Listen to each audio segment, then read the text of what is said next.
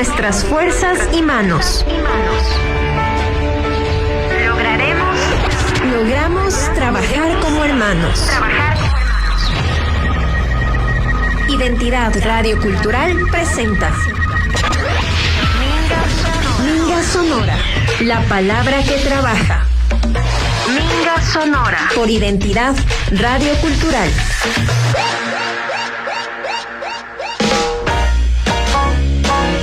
Minga Sonora. Hola queridos amigos de Minga Sonora, soy Lili Gavilanes y estaré con ustedes los próximos 120 minutos. Recordemos que Minga Sonora escuchamos por Identidad Radio Cultural 101.3 FM para Tungurahua y Cotopaxi, 89.3 para Baños de Agua Santa y 94.1 para Riobamba. En todo el mundo pueden escucharnos a través de internet www.identidadradiocultural.com.es. Pero si quieren llevarnos a todo lugar, descarguen en Play Store Identidad Radio Cultural 101.3. Queremos ser tu mejor compañía. Saludamos a todas las personas que nos están escuchando en este momento, en sus oficinas, en la casa, mientras tal vez están caminando, están cocinando, con distintas actividades, pero queremos ser su mejor compañía. El día de hoy tenemos varios temas interesantes donde vamos a aprender y siempre crecer, como lo hacemos aquí en Minga Sonora. Con esto comienza ya.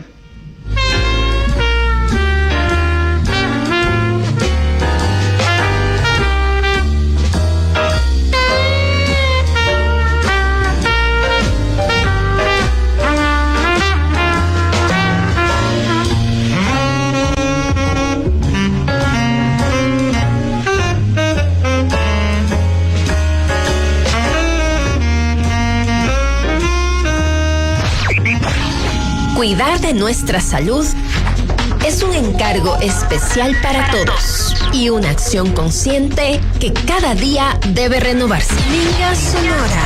Minga Sonora, con las voces que nos quieren bien.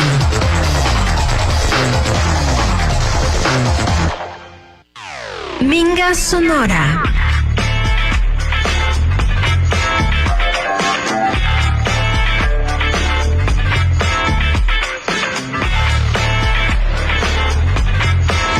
Continuamos con Minga Sonora, la palabra que trabaja. Vamos a nuestra primera entrevista sobre un tema muy particular y común que sufren muchísimas personas, como es la migraña. ¿Alguna vez usted lo ha sufrido? Porque realmente es de sufrirlo. Pero ¿sabe qué hacer frente a esto? ¿Por qué se da? Hoy vamos a descubrirlo y le damos la bienvenida al doctor Enrique Lana, neurólogo del Centro de Especialidades de la Cruz Roja de Tungurahua. Muy buenos días, doctor Enrique. Bienvenido aquí a Minga Sonora. Buenos días a usted, buenos días a la radio Identidad Cultural. Estoy presto para cualquier inquietud que tenga usted y si desde el caso de la ciudadanía. Por supuesto, un tema tan común como la migraña. ¿Quién no ha sufrido migraña en un momento dado? ¿Cómo podríamos definir qué es la migraña y cuál es la diferencia con el dolor de la cabeza o es lo mismo? A ver, nosotros definamos bien que el nombre genérico respecto del dolor de cabeza es cefalea. Y las cefaleas pueden tener pueden ser un síntoma de gravedad o pueden ser un síntoma que no reviste la misma. Dentro de esto existen dos formas de dolores de cabeza o de cefaleas, las cefaleas primarias y las cefaleas secundarias. Las cefaleas secundarias generalmente son las graves y esas cefaleas secundarias aparecen de manera súbita, duran poco tiempo y asustan. Y esas cefaleas pueden ser debidas a situaciones tan graves como, por ejemplo, una hemorragia intracerebral, pueden ser debidas a una hemorragia subaracnoidea o pueden ser debidas a un tumor cerebral. Y claro, la importancia del dolor de cabeza es que siempre digo, no es lo mismo tener dolor del abdomen que tener dolor de cabeza. porque siempre existe el mito respecto de que el dolor de cabeza es un síntoma que puede ser grave. Pero afortunadamente el 99% de los dolores de cabeza son cefaleas primarias, es decir, aquellas que no tienen una condición secundaria como un tumor o una hemorragia. Y estas básicamente, a pesar de existir una larguísima clasificación y existen cefaleas primarias, créame, para todos los gustos, cefaleas por exposición al frío, por exposición al calor, existen incluso cefaleas coitales, poscoitales, que son cefaleas que se presentan después de una relación sexual, para darle simplemente un esquema respecto de lo que son las cefaleas primarias. Pero las más frecuentes son la cefalea tensional y la migraña. Ahora bien, dentro de la cefalea tensional y de la migraña, yo diría que del 100% de cefaleas primarias, el 95% son cefaleas tensionales. Y el 5% son formas de migrañas. La cefalea tensional es una cefalea crónica y eso es lo más importante, porque la gente piensa que porque le duró mucho tiempo el dolor de cabeza ya es gravedad, y eso no es cierto. No hay cefalea crónica que en realidad sea un anuncio, un aviso de una cefalea grave. La cefalea tensional es una cefalea opresiva, como un cintillo apretando la cabeza. Es una cefalea que se presenta asociada a personas que están estresadas, que están con ansiedad o que están con depresión. Ya. Y es un dolor de cabeza que generalmente calma con analgésicos. En cambio, la migraña es una cefalea que también tiene la condición de ser crónica, que generalmente en las mujercitas se presenta en la pubertad o en la adolescencia, inicia en la pubertad o la adolescencia. Y en los niños varones puede comenzar incluso en la edad escolar. Tiene otra característica: casi siempre hay antecedentes hereditarios de familiares que sufrieron este tipo de problemas de migraña. Tercero, la migraña no es una enfermedad grave. No es el anuncio previo de ninguna otra enfermedad grave, y existe un mínimo porcentaje de pacientes que, sufriendo migraña, tienen una patología subyacente que puede ser, por ejemplo, un aneurisma o una malformación arteriovenosa. Pero este es el grupo mínimo, pero es el que nos obliga a que el médico le diagnostique. Ya. Bueno, ¿cuáles serían como esos síntomas característicos, esa señal de alerta que se podría convertir y detectar que es una migraña? Bueno, la migraña tiene varios tipos de la misma, pero las más frecuentes son la migraña clásica y la migraña común. La migraña clásica es aquella que tiene las tres fases bien definidas. Primero, la fase de aura o de aviso, de anuncio, de que algo va a venir, y generalmente son molestias visuales, escotomas, es decir, presencia de manchitas delante de los ojos, visión borrosa, en ocasiones hasta visión doble, otras ocasiones se acompaña de amortiguamiento de la lengua o de la boca, otras ocasiones puede manifestarse por bostezos permanentes. La segunda fase es la fase dolorosa, y en esta fase dolorosa la migraña es una migraña de característica pulsátil. Recuerden que le había dicho que la cefalea tensional, en cambio, es opresiva, como que le aplastan la cabeza. Claro. Esta es una cefalea pulsátil. La gente la define como que el corazón está en la cabeza. Comienza a palpitar. Comienza exactamente a palpitar. La tercera característica es que es hemicránea, es decir, afecta a la mitad de la cabeza. Generalmente el dolor referido a través de cierto nervio llamado trigémino hacia el ojo. Y la tercera fase es la fase de manifestaciones neurovegetativas. El paciente presenta náusea, vómito, palidez e incluso diarrea. Y claro, después de pasado cierto tiempo, generalmente las migrañas duran 2 horas, aunque pueden presentarse estatus de migrañas que pueden durar más de 24 horas. Sin embargo, lo común y lo corriente es que el paciente en toda esta fase, desde que comenzó con las molestias visuales hasta que tuvo la náusea o el vómito, demore 2 horas. Ya. ¿Pueden haber migrañas que duren más de 24 horas? Sí, por eso le decía, hay una forma que se llama estatus migrañoso. Y el estatus migrañoso es esa condición en la que la migraña se prolonga durante muchas horas y en realidad no calma. Ahora, respecto del manejo de la migraña, es un tema que me imagino usted me va a preguntar después. Así es. Para personas que tienen constantemente una migraña, ¿cuáles serían los factores que desencadenan esto? A ver, lo primero es diagnosticar. Ya. Y en esto quiero ser claro, el diagnóstico es eminentemente clínico. No hay ni marcador radiológico, ni tomográfico, ni de resonancia nuclear magnética que nos diga y nos ponga el nombre o el rótulo, aquí hay una migraña. El diagnóstico es clínico y es saber preguntar al paciente qué tipo de dolor de cabeza presenta.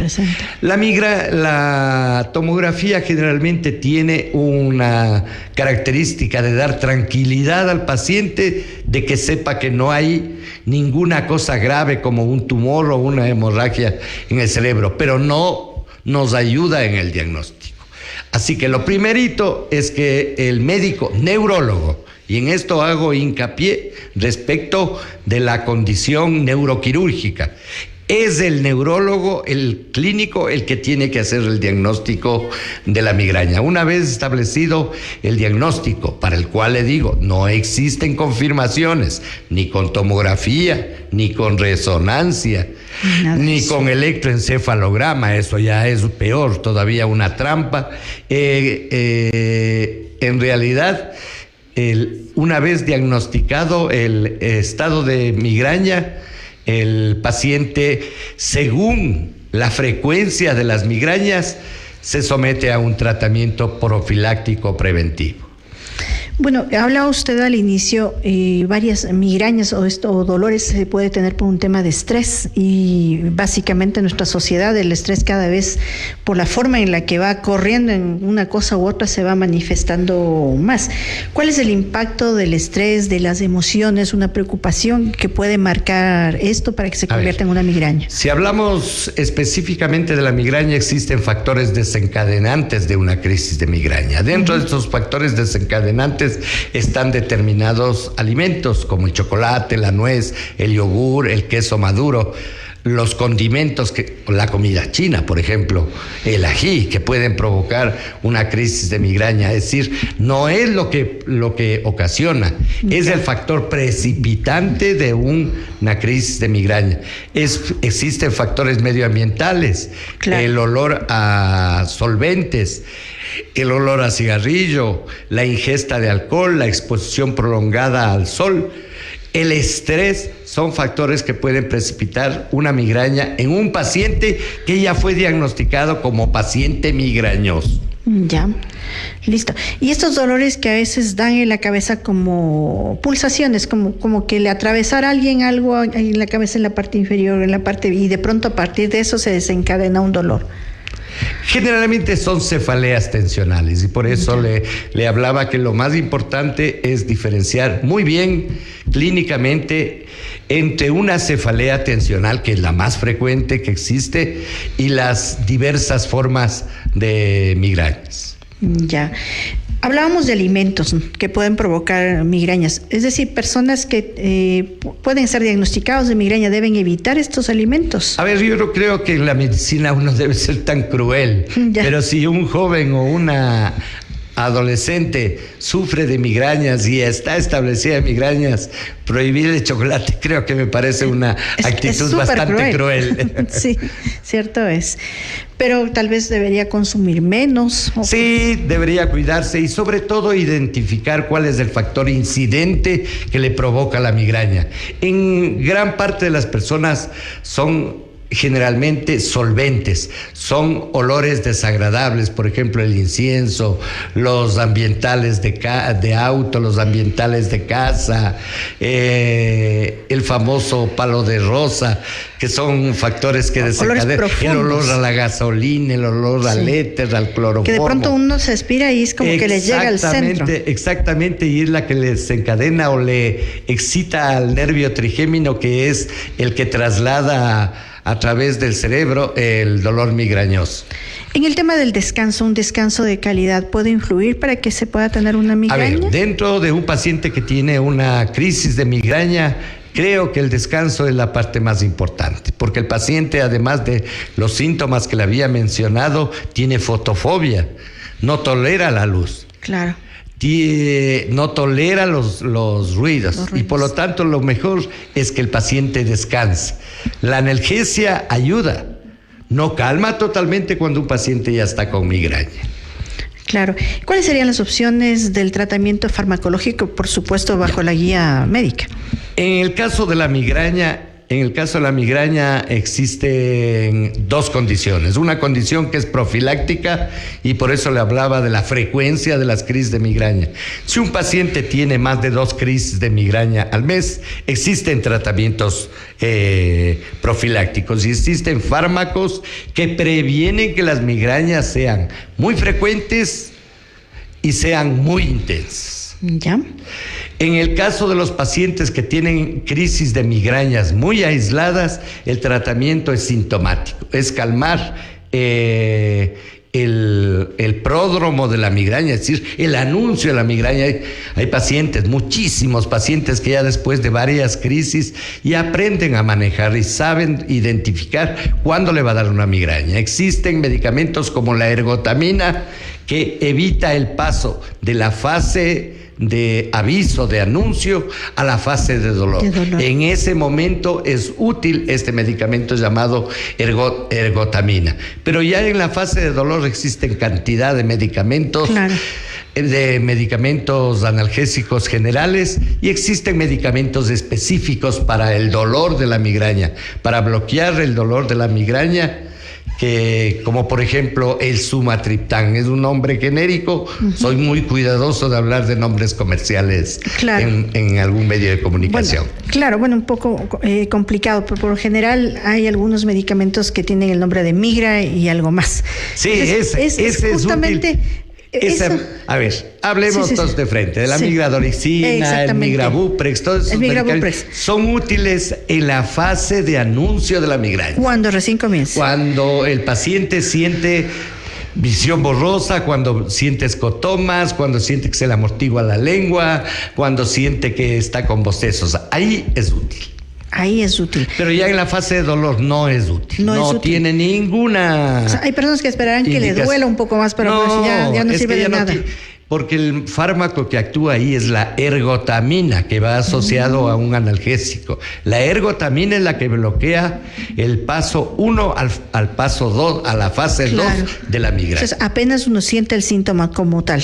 ¿A qué hora? El momento en que siente el anuncio de la migraña. Claro.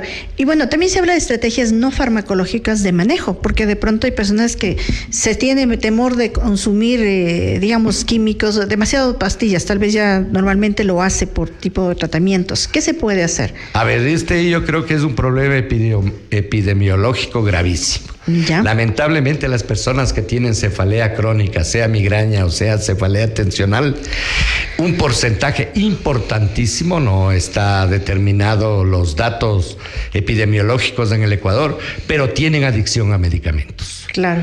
Y tienen cefalea que se llama cefalea por adicción a analgésicos.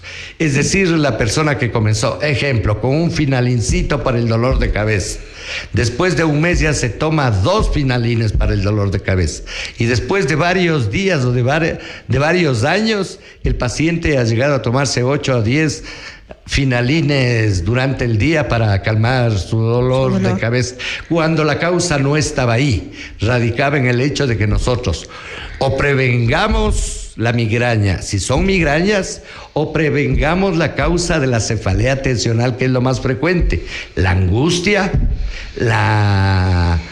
el estrés o la depresión. Y que eso es cada día más común. Pero la depresión es la enfermedad del siglo XXI. Así es. ¿Se puede suplementar, prevenir a través de vitaminas, de minerales? No existe esa situación. Yo fui profesor 22 años en la Universidad Técnica de Ambato y siempre creo que la medicina tiene que estar basado en hechos académicos y en medicina de lo que se llama medicina por evidencias. Y la medicina por evidencias es el hecho de recetar medicamentos que realmente cumplan la función farmacológica. Que tiene, tal cual. ¿El control de enfermedades crónicas mediante la alimentación se puede realizar? Sí, la alimentación forma parte, le había dicho, de la condición de prevenir una migraña. Ya. Bueno, a la comida china nos vamos una vesita a los 2 meses, ¿no? Claro. El chocolate sí es una tentación. Sí, es una tentación que la tienen los jóvenes y la tenemos absolutamente todos. Pero créame que lo más importante es que se identifique cuál es el factor incidental. Y en la mayoría de casos usted está frente a un neurólogo que tiene migrañas cuando percibe olores como, por ejemplo, los ambientales. Sí, claro, o los palitos de incienso. Eso, terrible aquí por Santo Domingo. Claro, exactamente. ¿Hay dificultades? O sea, ¿se puede dar dificultades, por ejemplo, cuando hay problemas de masticación para la digestión? ¿Eso influye en el tema de las migrañas? No, para nada. Absolutamente no. Ya. Bueno, en general es importante como el darnos cuenta de que la migraña es una realidad bastante evidente. En la población aproximadamente un porcentaje, ¿cuánto sería? Se dice que un 5% de la población, en general 5%, sufrió alguna vez migraña o es francamente migrañosa. Ahora la condición real igual. Esta es una condición de realidad, es una condición académica. La migraña no se cura. El paciente que es migrañoso no se cura. El paciente migrañoso tiene edades en las cuales las migrañas son más frecuentes. Y en la mujercita tiene que ver mucho con el ciclo hormonal. La mujer antes de la edad de embarazo, por ejemplo, tiene migrañas. Durante la época de los embarazos y de la lactancia, desaparece la migraña. Y la migraña generalmente tiende a reaparecer después de los 50 años de edad. Claro. Cuando se tiene el periodo menstrual, ¿puede Eso se llama, sí, esa es una cefalea por tensión menstrual. Claro, porque da náusea, mareo, de todo un poco. Y es una condición que desarrolló la mujer respecto del hecho de una situación de estrés frente a la circunstancia del ciclo menstrual. Ya. De la menstruación, perdón. ¿Cuándo se debería acudir al especialista si comienzo a tener estos dolores de cabeza, que no sé si son migraña o no? Yo creo que todo paciente que tenga cefalea, una cefalea de pocos días o una cefalea crónica, debe ser diagnosticado. Ya. Y debe tener un anuncio. No necesita ir al médico siempre, pero si al paciente le decimos, tú eres migrañoso y tú vas a aprender a manejarte la migraña, muy probablemente no va a necesitar ir más al médico, pero necesita salir de ese miedo oscuro que le transmitió la vecina, la comadre, el amigo o la amiga, y que le dijo, haraste ver porque así se murió el vecino. La verdad sí, siempre vivimos de lo que el otro ha vivido realmente. ¿El impacto en la calidad de vida y en la productividad de una persona con migraña? Existe un impacto laboral. De hecho, la migraña muchas veces es absolutamente invalidante como para ejercer una actividad laboral durante el periodo en el que el paciente está con el dolor de cabeza. Cuando se tiene migrañas permanentes del hecho de trabajar en una oficina, en un tema administrativo que está frente al computador, totalmente eso le afecta. Sí, pero insisto que lo más importante es determinar si es migraña o es una cefalea. Solo una cefalea. Cuando me dicen a mí, me dicen, sabe que todos los días me duele la cabeza, eso es una cefalea tensional. Ya. Y no es una migraña. Lo que pasa es que ahora como que la sociedad se ha acostumbrado a llamarle a todo dolor de cabeza migraña. olvidando que la cefalea debida atención es la patología de dolor de cabeza más frecuente en la población. Y eso es cierto. Doctor Lana, el servicio en la Cruz Roja de Neurología, ¿cómo podemos contactarnos con usted? ¿Cómo es el servicio? ¿Qué día se atiende? Bueno, yo acabo de jubilarme del hospital. Ya. Y por una situación de cooperación con la Cruz Roja, estoy trabajando 2 días, los días martes y miércoles de 10 a 12 de la mañana. Atendiendo consultas neurológicas. Creo que era necesario para la Cruz Roja, que brinda una función eminentemente social, el acudir. El costo, créame que si me preguntan, no lo sé. No lo sé, pero siempre es un acceso, es accesible, pero es a la población. Una condición bastante accesible. Peor todavía ahora con la condición lamentable, dolorosa y fatal que vive el sistema de salud público del país. Claro. Y sobre todo el hospital de Ambato. Así es. Es súper importante el poder contar con la Cruz Roja en este servicio de neurología, que no siempre se ha tenido la oportunidad de hacerlo y la gente pues lo necesita, porque creemos que una población alta siempre tienen algo que ver, algunos de sus síntomas con el tema neurológico. Sí, yo creo que es importantísimo la contribución que da la Cruz Roja. Hoy tener un neurólogo ahí creo que es importante. Yo le cuento como anécdota que tuvo un turno para el hospital para 4 o 5 meses. Claro. A ratos la gente dice, primero me voy a morir y después voy a conseguir el turno. Y claro, una consulta privada con un especialista es un hecho caro. Claro. Es un hecho caro que no está al acceso de todas las personas. Así que creo que existe una alternativa, pero justa, y existe una alternativa profesional para la atención de la neurología.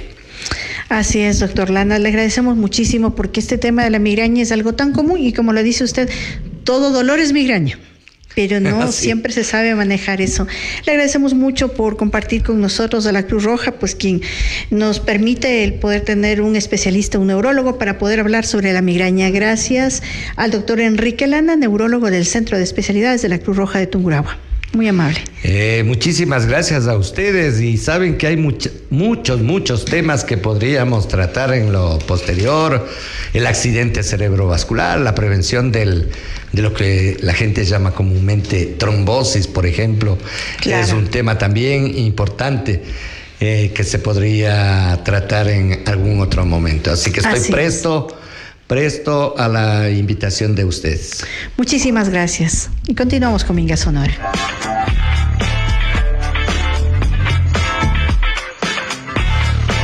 Minga Sonora. Minga Sonora. Minga Sonora. Minga Sonora.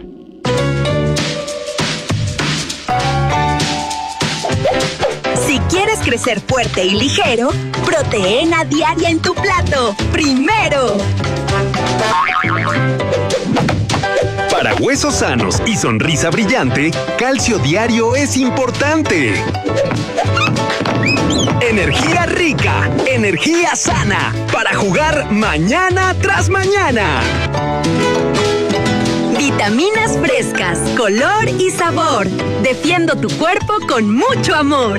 Antioxidantes en cada porción, para crecer con buena nutrición. Pequeña semilla, gran poder. Energía limpia para aprender. Fibra y nutrientes en combinación. Equilibrio real en tu alimentación. Hierro que impulsa tu vitalidad, fuerza y salud de verdad.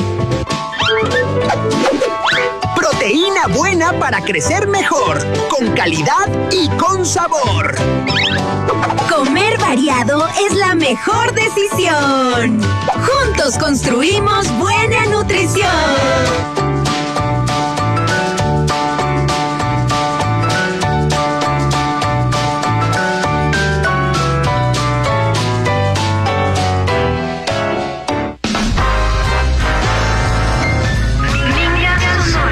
Minga Sonora.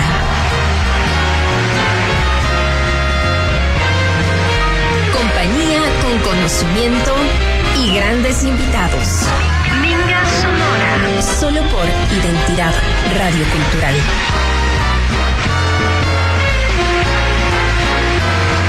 El compromiso continúa. Minga Sonora.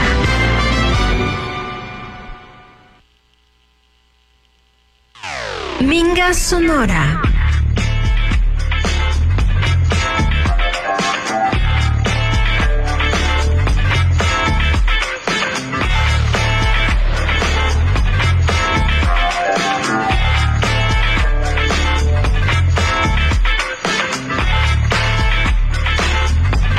Y seguimos aquí en Minga Sonora, la palabra que trabaja. Sencillez, claridad, determinación, estas son las cualidades que le otorgan a nuestra vida poder, intensidad y alegría. Y continuamos con nuestras entrevistas y por supuesto nosotros tenemos una invitación muy especial, una invitada especial podríamos decir. Yo siempre digo que con estas invitadas se ilumina la cabina, pero se ilumina porque realmente vamos a hablar hoy de servicio. Una palabra tan importante para toda la vida. Por eso le damos la bienvenida a la abogada Vanessa Lozada, viceprefecta de Tungurahua. Bienvenida aquí a Minga Sonora. Muy buenos días. Primero, muchísimas gracias por el espacio. Es un honor poder compartir en la radio Identidad Cultural en conjunto con los diferentes compañeros, servidores, trabajadores y nosotros como autoridades también, siempre apoyando este tipo de iniciativas de entrevistas para dar a conocer a la ciudadanía las diferentes actividades que se han realizado, sobre todo en las últimas semanas que han sido un poco diferentes en el caso de la viceprefectura. Por supuesto, como viceprefecta, hace un par de semanas usted estuvo subrogando, sirviendo a la provincia. Bueno, todo el año está sirviendo a la provincia, pero es muy distinto pues dentro de esa subrogación. Cuéntenos cómo le ha ido en esas semanas. Sí, justamente creo que algo que es importante mencionar es que la viceprefectura tiene una responsabilidad que le otorga la ley, que es la subrogación. Esto lo que quiere decir, y que muchas personas a veces no lo conocen, es que cuando la primera autoridad, en este caso el señor prefecto, toma alguna licencia por alguna situación laboral, personal, se toman algunos días de licencia, quien asume el cargo de la prefectura es la viceprefectura. En este caso, la viceprefectura, cuando subroga, tanto atiende las responsabilidades del despacho de prefectura, como también continúa trabajando en las responsabilidades de la viceprefectura. Entonces, en este marco, al asumir esta responsabilidad, debe continuar con los procesos tanto administrativos, los procesos sociales, de proyectos también, de todas las responsabilidades que ha tenido la primera autoridad. Y para ello cuenta con el mismo equipo, tanto con los compañeros directores, jefes departamentales y el equipo técnico, para dar continuidad a estos requerimientos. Y sobre todo, creo algo muy importante que se continúa también es con la atención ciudadana, es decir, los días lunes en las que nosotros escuchamos las necesidades que tienen los diferentes sectores y autoridades, tanto de cabildos, de parroquias, etcétera. Nosotros damos esa atención y continuamos también de alguna forma solventando estos requerimientos en medida obviamente de los presupuestos institucionales. Así es, por eso el trabajo continúa, nada se para, todo se va. ¿Cómo es la atención ciudadana según la experiencia desde el lado de la autoridad? Bueno, yo ahí quiero contarles como una pequeña anécdota. Cuando yo recién, en 2023, cuando yo recién me integraba al gobierno provincial, habíamos sido ya como proclamados ganadores, empezamos nuestras funciones y el señor prefecto me invitó, la primera vez que yo tuve la oportunidad de estar aquí en la institución, me invitó a una mañana de atención ciudadana. Entonces yo ya era viceprefecta, pero era mi primer día en el gobierno provincial. Entonces me explicó, me sentó junto a su escritorio y me dijo, bueno, esta es una atención ciudadana. Un poco me iba guiando cuáles eran las direcciones, los requerimientos donde debían ser como canalizados, y atendimos, me parece, unas 3 comisiones. Ahí entendí que era la atención ciudadana.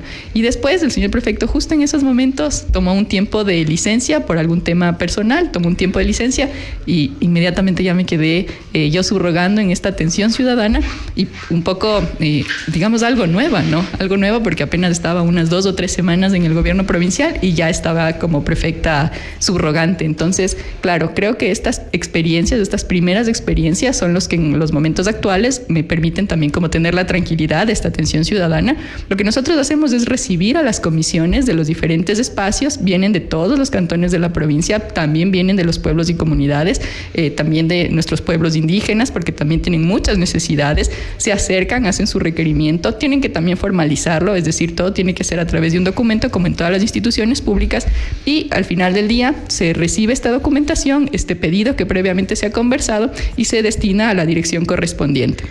La dirección a la par tiene que revisar si el pedido que se ha realizado tiene como, está planificada, está dentro de la planificación institucional, es parte de nuestras competencias, porque claro, a veces también nosotros podemos tener la voluntad de apoyar todas las iniciativas en salud, en educación, en deporte, pero muchas veces no corresponden a las competencias exclusivas de los gobiernos provinciales, entonces debemos regirnos a lo que establece la ley. Y claro, si en algo podemos apoyar, con mucho gusto, pero muchas veces también no son parte de nuestras competencias. Entonces, si es parte de nuestras competencias, estuvo planificado y se cuenta con el presupuesto necesario, se puede dar atención a estos requerimientos. Entonces, creo que es como un sistema que ya está bastante integrado. Muchas veces, claro, es difícil a veces decirles a las personas, miren, esto, este tema o esta situación no es parte de las competencias del gobierno provincial. Vamos a buscar canalizarlo desde otras instancias como la cooperación internacional, empresa privada, en medida de nuestras posibilidades, pero creo que esa es la parte difícil. Pero cuando se logra como algún proyecto o alguna iniciativa que la ha pedido la ciudadanía, creo que es también bastante satisfactorio. Eso es importante. Pero la atención ciudadana también nos lleva a territorio y es una experiencia distinta detrás del escritorio que estar ya en el territorio. ¿Cómo es esta? Bueno, creo que en el transcurso de esta subrogación les podríamos comentar que uno de los momentos en los que tuvimos que acercarnos al territorio fue, por ejemplo, cuando tuvimos el aluvión, lamentablemente, entre Izamba y Picaigua.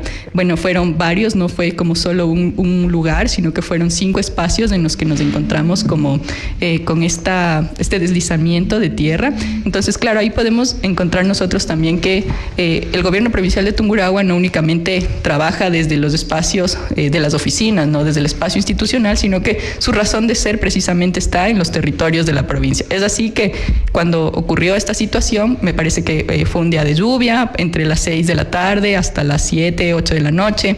En ese momento recibimos también la llamada del presidente del GAD parroquial de Izamba, el compañero Cristian Ronquido.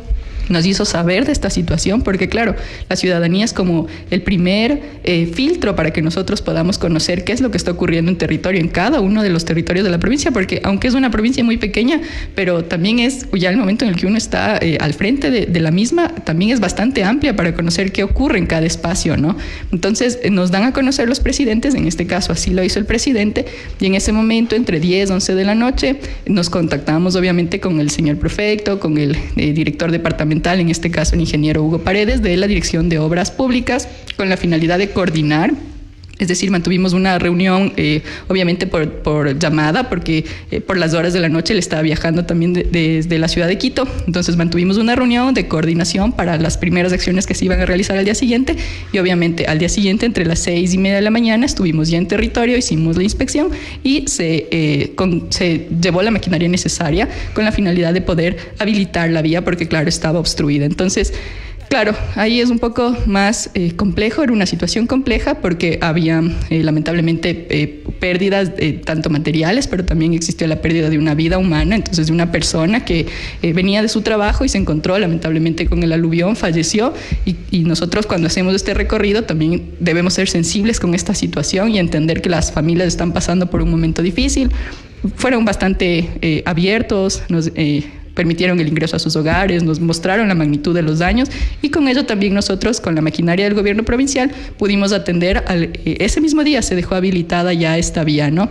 Es la vía Quillán, la playa, ubicada entre Izamba y Picaigua, también varios sectores en los que existieron deslizamientos. Entonces, creo que si bien es cierto, hay un trabajo que puede ser realizado desde la oficina, pero la razón de ser de la institución pública se encuentra principalmente en el territorio.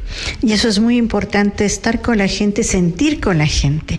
Dentro de la subrogación y por supuesto desde el cargo de viceprefecta, qué aspectos a usted le llama la atención que va más allá tal vez de la parte ejecutora de vías o el sistema hídrico?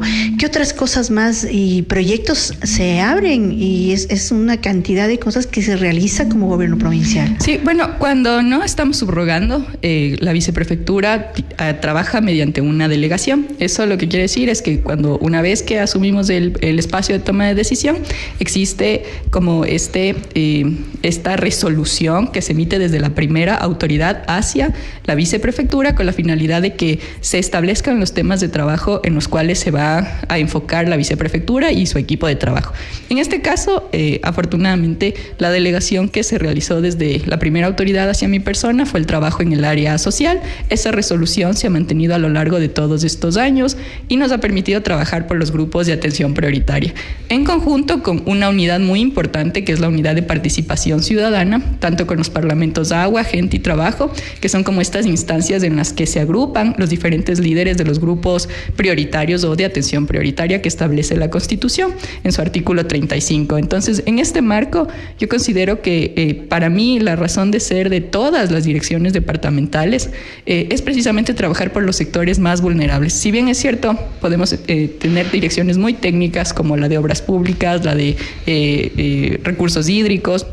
Estas dos instancias son muy técnicas, sin embargo considero que incluso el trabajo que ellos realizan son precisamente para beneficiar a la población, pero todavía más a los sectores más vulnerables. En el caso, por ejemplo, de las direcciones de fomento productivo, de desarrollo humano, cultura y deporte, yo consideraría que ahí debe existir una transversalización del enfoque de derechos y género, es decir, que todos los planes, programas y proyectos que se realizan desde estas instancias no deben nunca perder de vista la importancia y los requerimientos específicos que tienen los grupos prioritarios. Entonces, me parece que el gobierno provincial ha hecho un excelente trabajo en la transversalización del enfoque de derechos y género.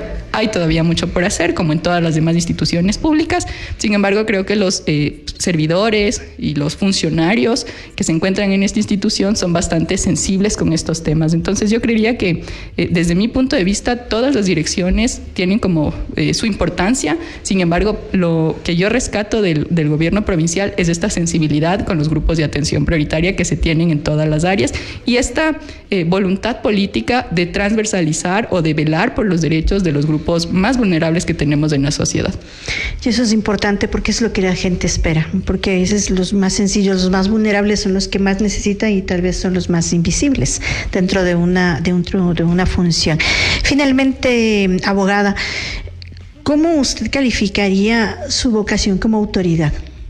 Bueno, yo creo que hay muchas palabras como para poder calificarlas, ¿no? Más allá como de un valor como numérico, sino como muchas palabras. Pero a mí me parece, y es algo que me repite mucho la ciudadanía cuando comparto, que es una viceprefectura muy cercana. Es decir, que hemos estado permanentemente en los espacios territoriales, que hemos liderado algunos proyectos también y que no ha sido solo el trabajo de Vanessa Lozada. Yo quisiera como resaltar eso, que ha sido el trabajo de diferentes direcciones, servidores, trabajadores del gobierno provincial, que todos lo han hecho con mucho entusiasmo y mucha voluntad, y eso ha sido lo que nos ha permitido como trabajar, ¿no? Precisamente por algunos factores problemáticas que tenemos hoy en día como en la provincia. Nos hemos enfocado en las mayores problemáticas, en la violencia hacia las mujeres, en la desnutrición infantil, en la salud mental, en los sectores más olvidados, las personas con discapacidad. Entonces creo que ha sido una viceprefectura que ha trabajado a conciencia, que ha sido muy cercana y que también cuando hemos tenido alguna retroalimentación, y creo que ese es un valor que deberíamos como adoptarlo todas las autoridades, cuando hemos tenido como alguna retroalimentación, la hemos sabido escuchar desde los espacios ciudadanos y aplicar cualquier idea, iniciativa o propuesta que se considere que es viable y está dentro de nuestras manos y que con gestión lo hemos podido hacer, se ha tomado en consideración y se ha dado atención. Porque algo que sí creo que es necesario también comentar es que la viceprefectura no tiene una asignación presupuestaria.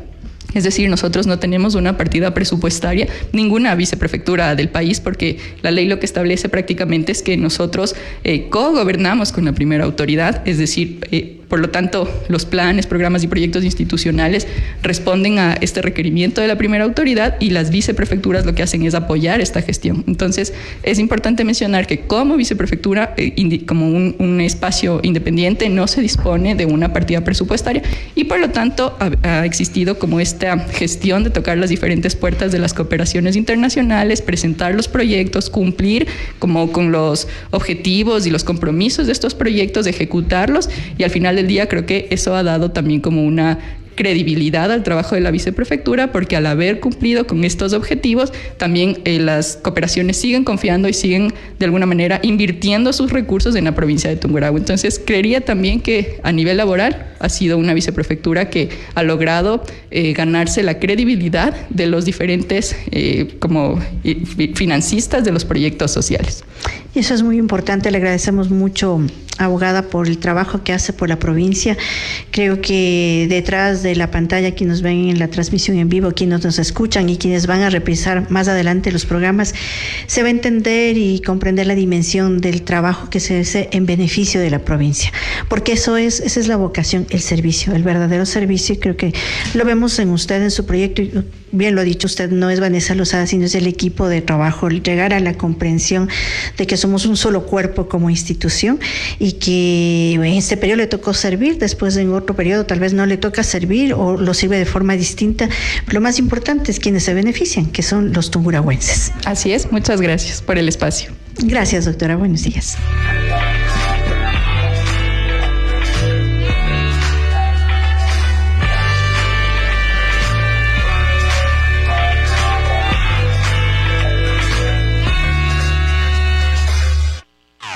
Minga Sonora.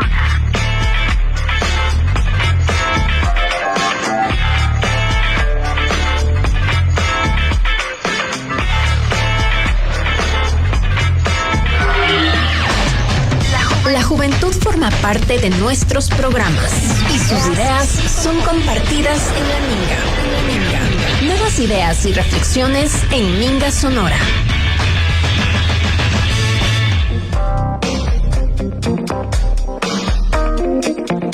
Minga Sonora. Y seguimos aquí, queridos amigos de Minga Sonora. Ya que no podemos cambiar la realidad, cambiemos los ojos con los que vemos la realidad. A veces una mirada positiva a la vida, a pesar de las dificultades, te alivia y te refresca. Vamos con un tema súper lindo y tenemos como invitado a una persona muy, muy especial para nosotros. En algún momento estuvo aquí en la radio, pero lo más lindo es que ella es ambateña, es tungurahüense. Damos la bienvenida a la magíster Patricia Andino Reino, quien nos viene a contar un tema, un proyecto muy bonito que le ha robado el corazón y a descubrir nuevos talentos, como es las letras creativas para niños. Muy buenos días, querida Patti, bienvenida aquí a Minga Sonora. Lili, amigos, qué gusto estar con ustedes aquí en Minga Sonora. Me complace nuevamente compartir este espacio, ahora al otro lado como entrevistada, pero siempre con el cariño hacia mi ciudad y hacia mi provincia. Qué bonito, Patti. Les comento, bueno, Patti es licenciada en Comunicación Social, tiene una maestría en Intervención Social de las Sociedades del Conocimiento, un diplomado en Comunicación Estratégica, pero también ha desarrollado en algunos sectores claves del país, como el eléctrico, el minero, el financiero. Además, tiene una experiencia profesional y ha participado como coautora de artículos científicos. Sin embargo, podemos decir que hace una comunicadora aquí para hablar sobre los cuentos. Entonces, tiene un cuento precioso que lo está lanzando, como se llama Hay un monstruo en la mina. Es su primera obra autopublicada. ¿Cómo nació esto, Patti? ¿De dónde, en mitad de tantas cosas que tú has desarrollado, has trabajado, has estudiado, nace este proyecto? Bueno, Lili y amigos, realmente este proyecto nace de un espacio muy personal. Desde niña me encantaban los cuentos. Recuerdo que siempre me regalaban libros, así que tuve una infancia con un montón de historias y a medida que fui creciendo desarrollé esa pasión y esa afinidad por escribir. Durante mi carrera profesional y durante mi época de estudiante también me incliné mucho por la investigación. Y es así que empecé a escribir y mis primeras publicaciones fueron como coautora de varios artículos académicos relacionados al tema de la comunicación. Pero siempre estuvo en mi corazón ese deseo por escribir un cuento, por escribir una historia. Y durante mucho tiempo tuve el gusto de servir y de trabajar con diferentes comunidades de mi país, algunas como comunicadora, otras como relacionadora comunitaria, pero siempre estuvo en mi corazón contar historias y fue que me inspiré en los niños de estas comunidades para escribir este primer cuento infantil que, como ya lo dijo Lili, es una obra autopublicada y eso para mí lo vuelve aún más valioso. Así que bueno, les presento hoy mi libro. Este es el cuento Hay un monstruo en la mina, que es un homenaje a las comunidades mineras del Ecuador y que cuenta la historia de esos niños y de esas familias que dependen de esta actividad para desarrollar pues sus actividades económicas en su día a día. Qué bonito, es un cuento muy bonito y está ilustrado, ¿no es cierto? Si lo vamos a ver tal vez en la pantalla, está ilustrado.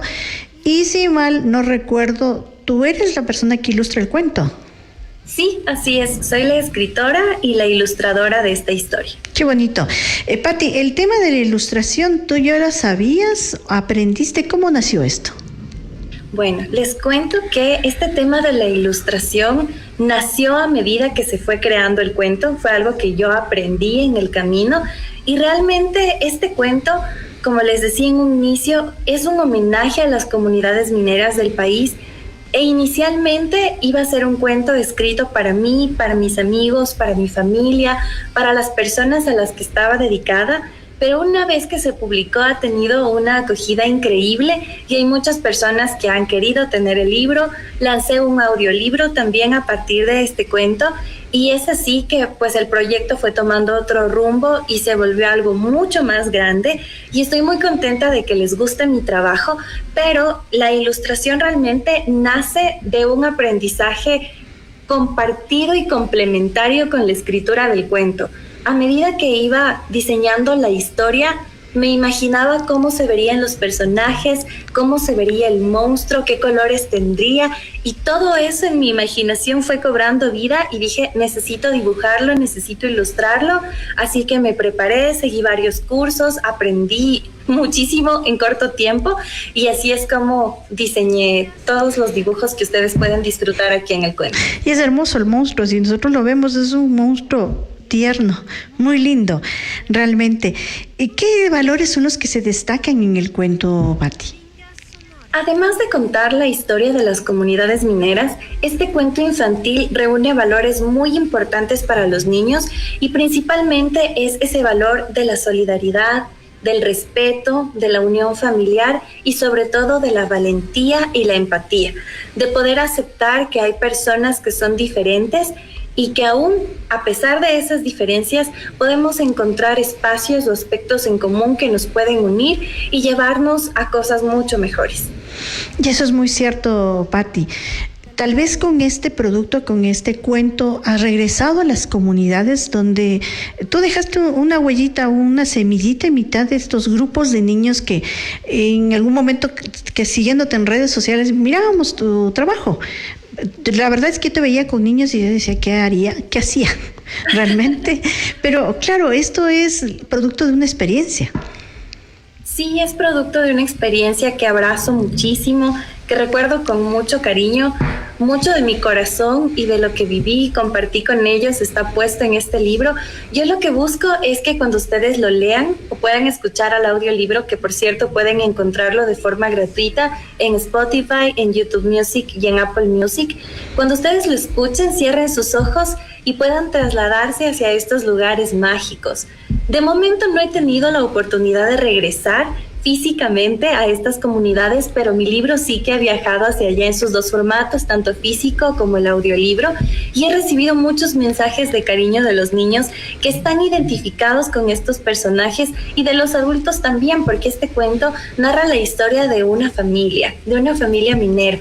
Entonces muchos se han identificado y he recibido sus mensajes y su cariño y estoy realmente orgullosa de mi trabajo, pero también muy honrada de que haya podido reflejar sus historias a través de este cuento.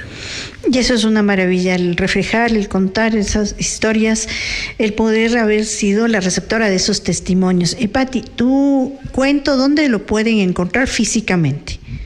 Físicamente lo estoy entregando a nivel nacional. Pueden comunicarse conmigo a mi número personal, que es el 099 16 22 010, o a través de redes sociales me pueden encontrar como Patti Andino R. Nos comunicamos y hago entregas a nivel nacional, o como les comentaba, el audiolibro está disponible en su versión gratuita a través de las plataformas digitales Apple Music, Spotify y YouTube Music. ¿Cómo lo encontramos en las plataformas digitales? ¿Con algún nombre específico o solo el nombre del libro? Con su nombre, hay un monstruo en la mina, así lo pueden encontrar. Qué bonito. ¿El costo del cuento cuál es? El costo del cuento es de $10, el libro físico. La verdad es que es un precio bastante asequible. Esta nueva experiencia creativa, narrativa que tú lo tienes, y con esa combinación de comunicación que has ido acumulando en la experiencia como profesional, ¿qué ha significado para ti? Bueno, creo que esta autopublicación ha sido un reto. Me ha impulsado y me ha retado a descubrir nuevas facetas, a salir de mi zona de confort y explorar la creatividad desde otros aspectos. También de entender que no existen límites y no existen edades para cumplir tus sueños. Yo siempre pensé que podía escribir mi libro mucho antes, quizá mientras estaba en la universidad, con un poco más de tiempo, sin las responsabilidades del espacio laboral. Pero un día dije, debo hacerlo, es un proyecto que siempre ha estado en mi corazón y nunca es tarde. Creo que ese es el mensaje más poderoso que puedo compartir con ustedes, y es que si tienen un sueño, si hay algo que les apasione, luchen por ello.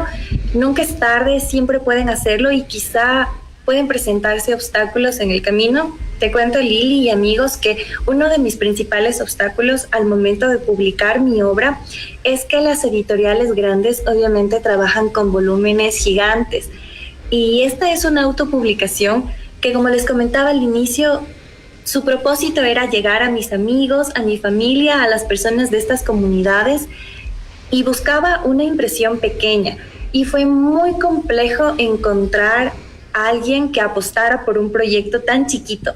Pero justo aquí en Quito encontré un emprendimiento que apuesta por este tipo de libros y de obras autopublicadas, así que en este camino de luchar por tus sueños vas a encontrarte con las personas indicadas en el momento perfecto, y va a hacer que todo suceda. Suena mágico, suena un poco quizá muy positivo, pero es así: cuando haces algo de corazón, todo fluye y llega a buen puerto. Así es, buscando, tocando puertas, se puede lograr muchísimas cosas. ¿Cuánto es el tiraje que tienes de este cuento? Fueron inicialmente 100 libros, están imprimiéndose otros más, porque como les comentaba, ha habido una acogida muy fuerte de parte de otras personas también que no están involucradas en el sector minero, pero que quieren conocer estos sectores, estas realidades y esta historia, porque es un cuento precioso para regalar, para compartir con sus hijos, con sus sobrinos, con sus nietos, porque además de contar estas realidades de estos sectores, es un cuento que está cargado de valores y también impulsa muchísimo a los niños a desarrollar su creatividad. Al final del cuento diseñó un espacio de actividades de comprensión lectora, de sopa de letras, que estoy segura que les va a entretener a los más pequeños del hogar. Qué lindo. ¿Has realizado ya un lanzamiento oficial del cuento?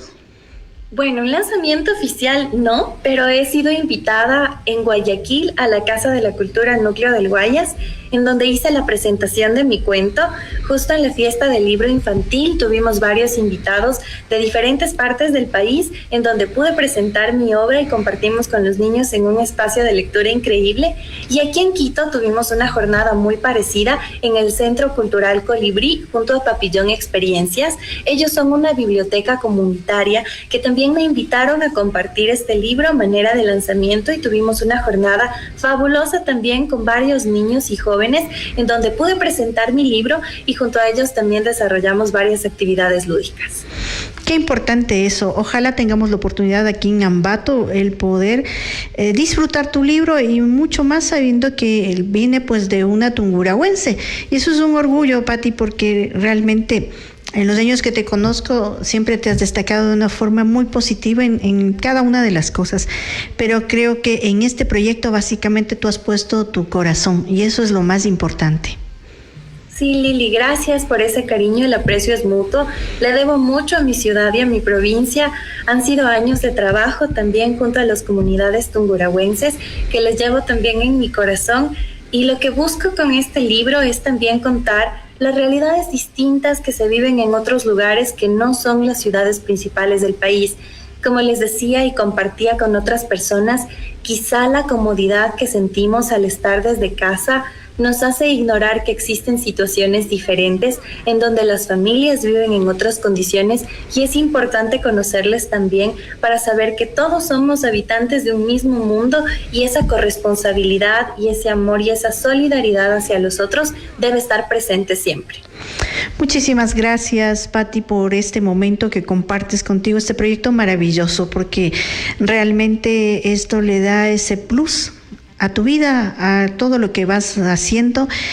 Sin duda tu familia está muy orgullosa, tus padres, tu hermana, tu esposo, de estas cosas que vas logrando, que bien dicen, no se compra ni con oro ni con plata, sino realmente lo vives con el corazón, has puesto tu empeño y sin duda va a tener éxito.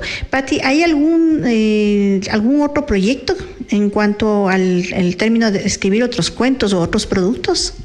Sí, claro que sí. El escribir este primer cuento me ha abierto puertas a seguir explorando otros temas y con el deseo de seguir escribiendo y que muchas personas puedan acercarse a la literatura y que los niños se acerquen a los libros. Sé que estamos en una sociedad muy digital, en un mundo que se está transformando constantemente hacia lo tecnológico, pero es importante que regresemos a las letras. Hay un mundo mágico, hay un montón de cosas por descubrir en las páginas de los libros, así que enamórense de los cuentos y sí, seguro, Lili, se vienen nuevos proyectos que espero seguir pudiendo compartir en este espacio. Qué lindo, muchísimas gracias, Patti, por poder compartir con nosotros, estar en este espacio y por mostrarnos que cuando verdaderamente se sueña, se trabaja, se lucha, a veces hay, sin duda, a veces impedimentos, pero se logra. Lo que se sueña, si es que uno le echa mucho trabajo, puede hacerlo. Le agradecemos mucho a la magíster Patricia Andino Reino, quien es la autora de estas letras creativas Hay un monstruo en la mina. Les invitamos a que puedan comprarlo, a que escuchen el audiolibro. Y finalmente, mi Patti, antes de despedirnos, por favor, repítenos tu contacto y cómo encontrarte en Facebook, porque es una obra que vale la pena. Por supuesto, Lili, pueden encontrarme a través de redes sociales como Patti Andino R o comunicarse conmigo a mi número de teléfono 099 16 22 010 y me abrazo a todos quienes escuchan este espacio y Minga Sonora. Muchísimas gracias, Patti, un abrazo.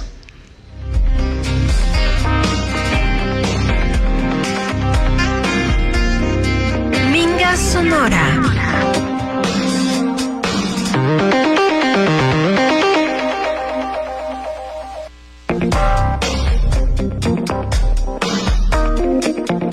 Minga Sonora.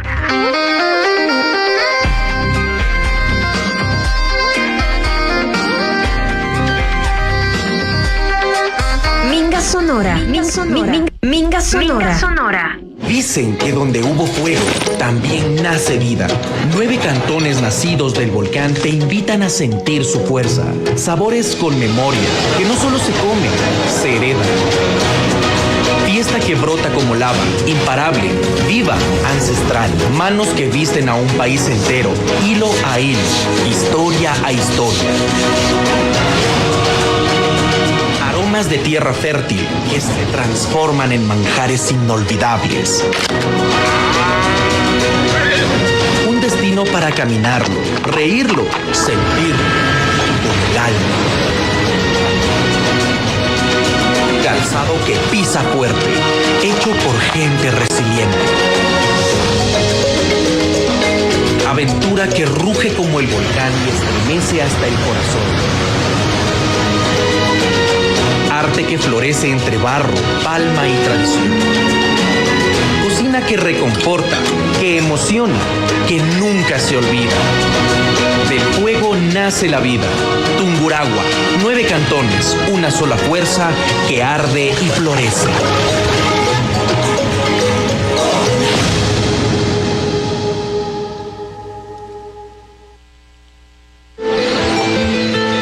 Esto es una primera impresión. Colores que te hacen mover. Texturas que te hacen sentir. Aromas que puedes saborear. Pasión fusionada con talento. Historia e identidad que se abre a cada paso. Porque somos el mundo dentro de otro mundo. Somos todo y mucho más. Somos turismo. Vive Tungurahua.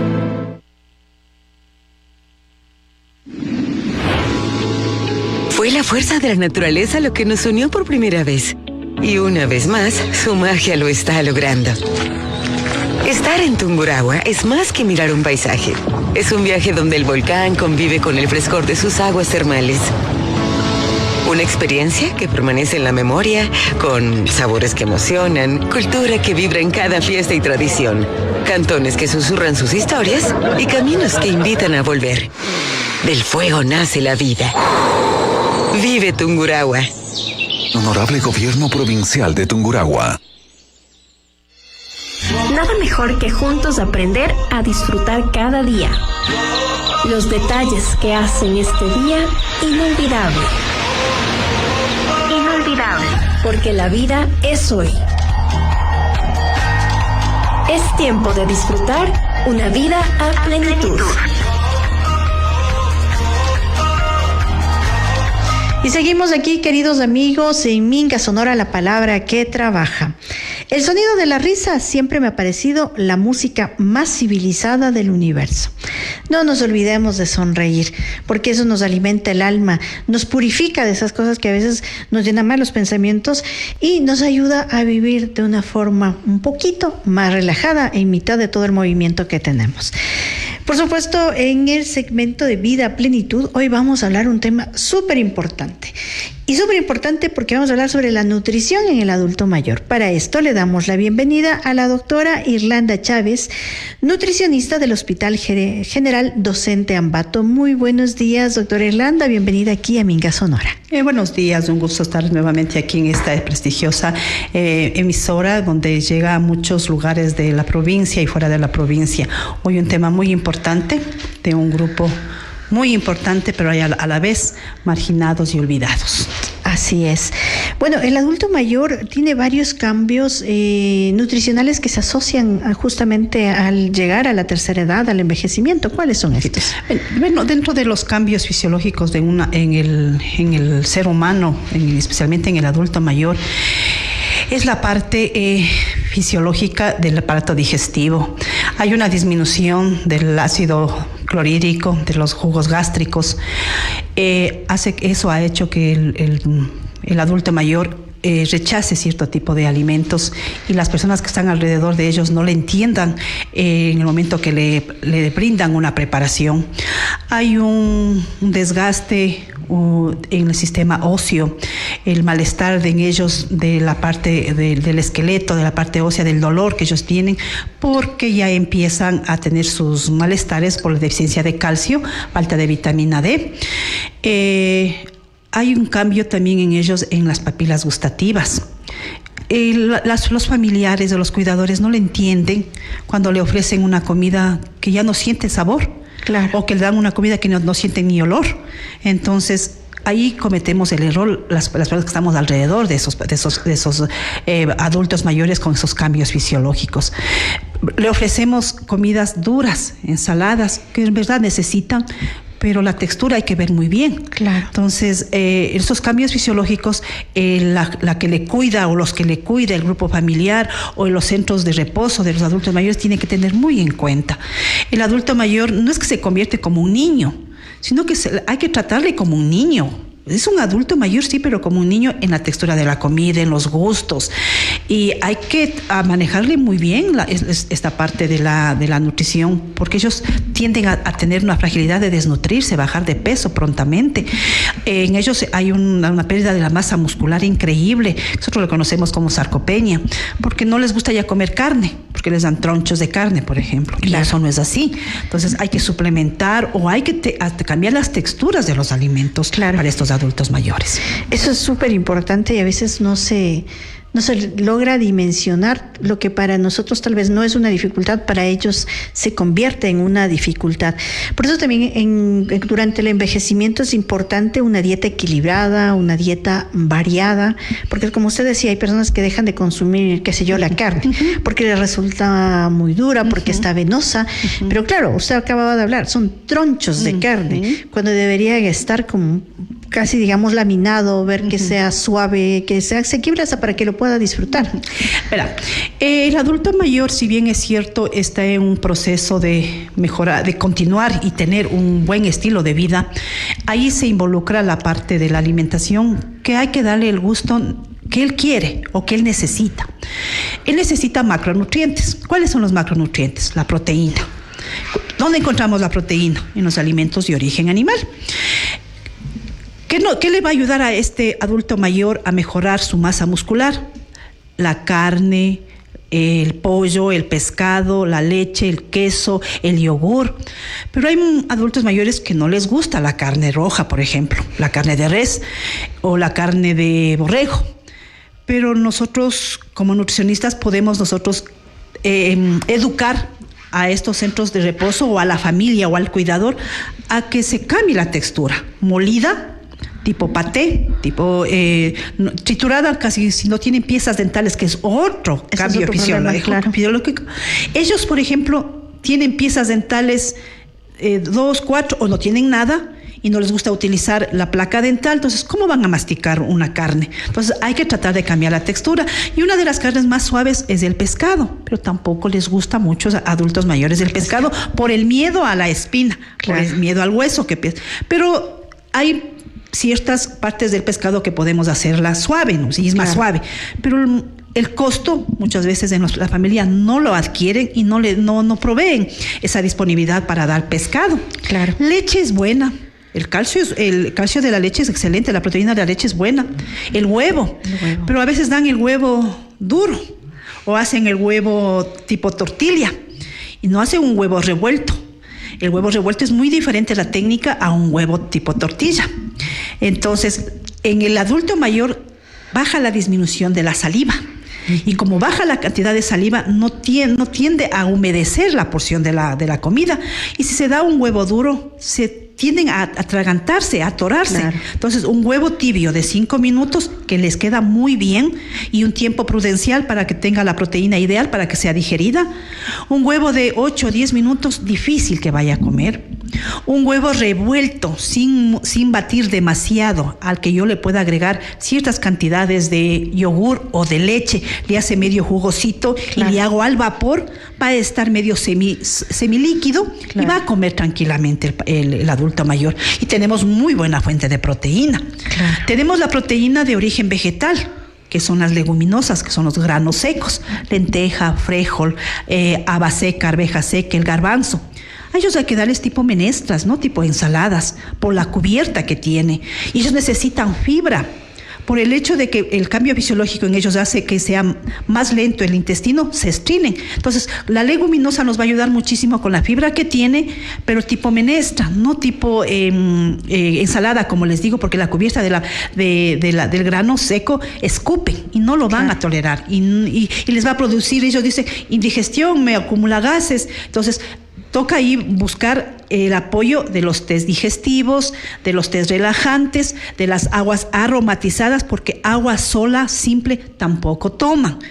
Hay un problema en ellos de la baja hidratación, no toman agua, entonces Tenemos problemas que se queda en la boca y empiezan a quererse atragantar. Claro. Y muchas veces hay que fijarse la patología que tienen el adulto mayor, porque hay muchos adultos mayores con diferentes patologías que hay que ver qué tipo de alimentación tenemos que entregarle, ofrecerle, prepararle a ese adulto mayor. Claro.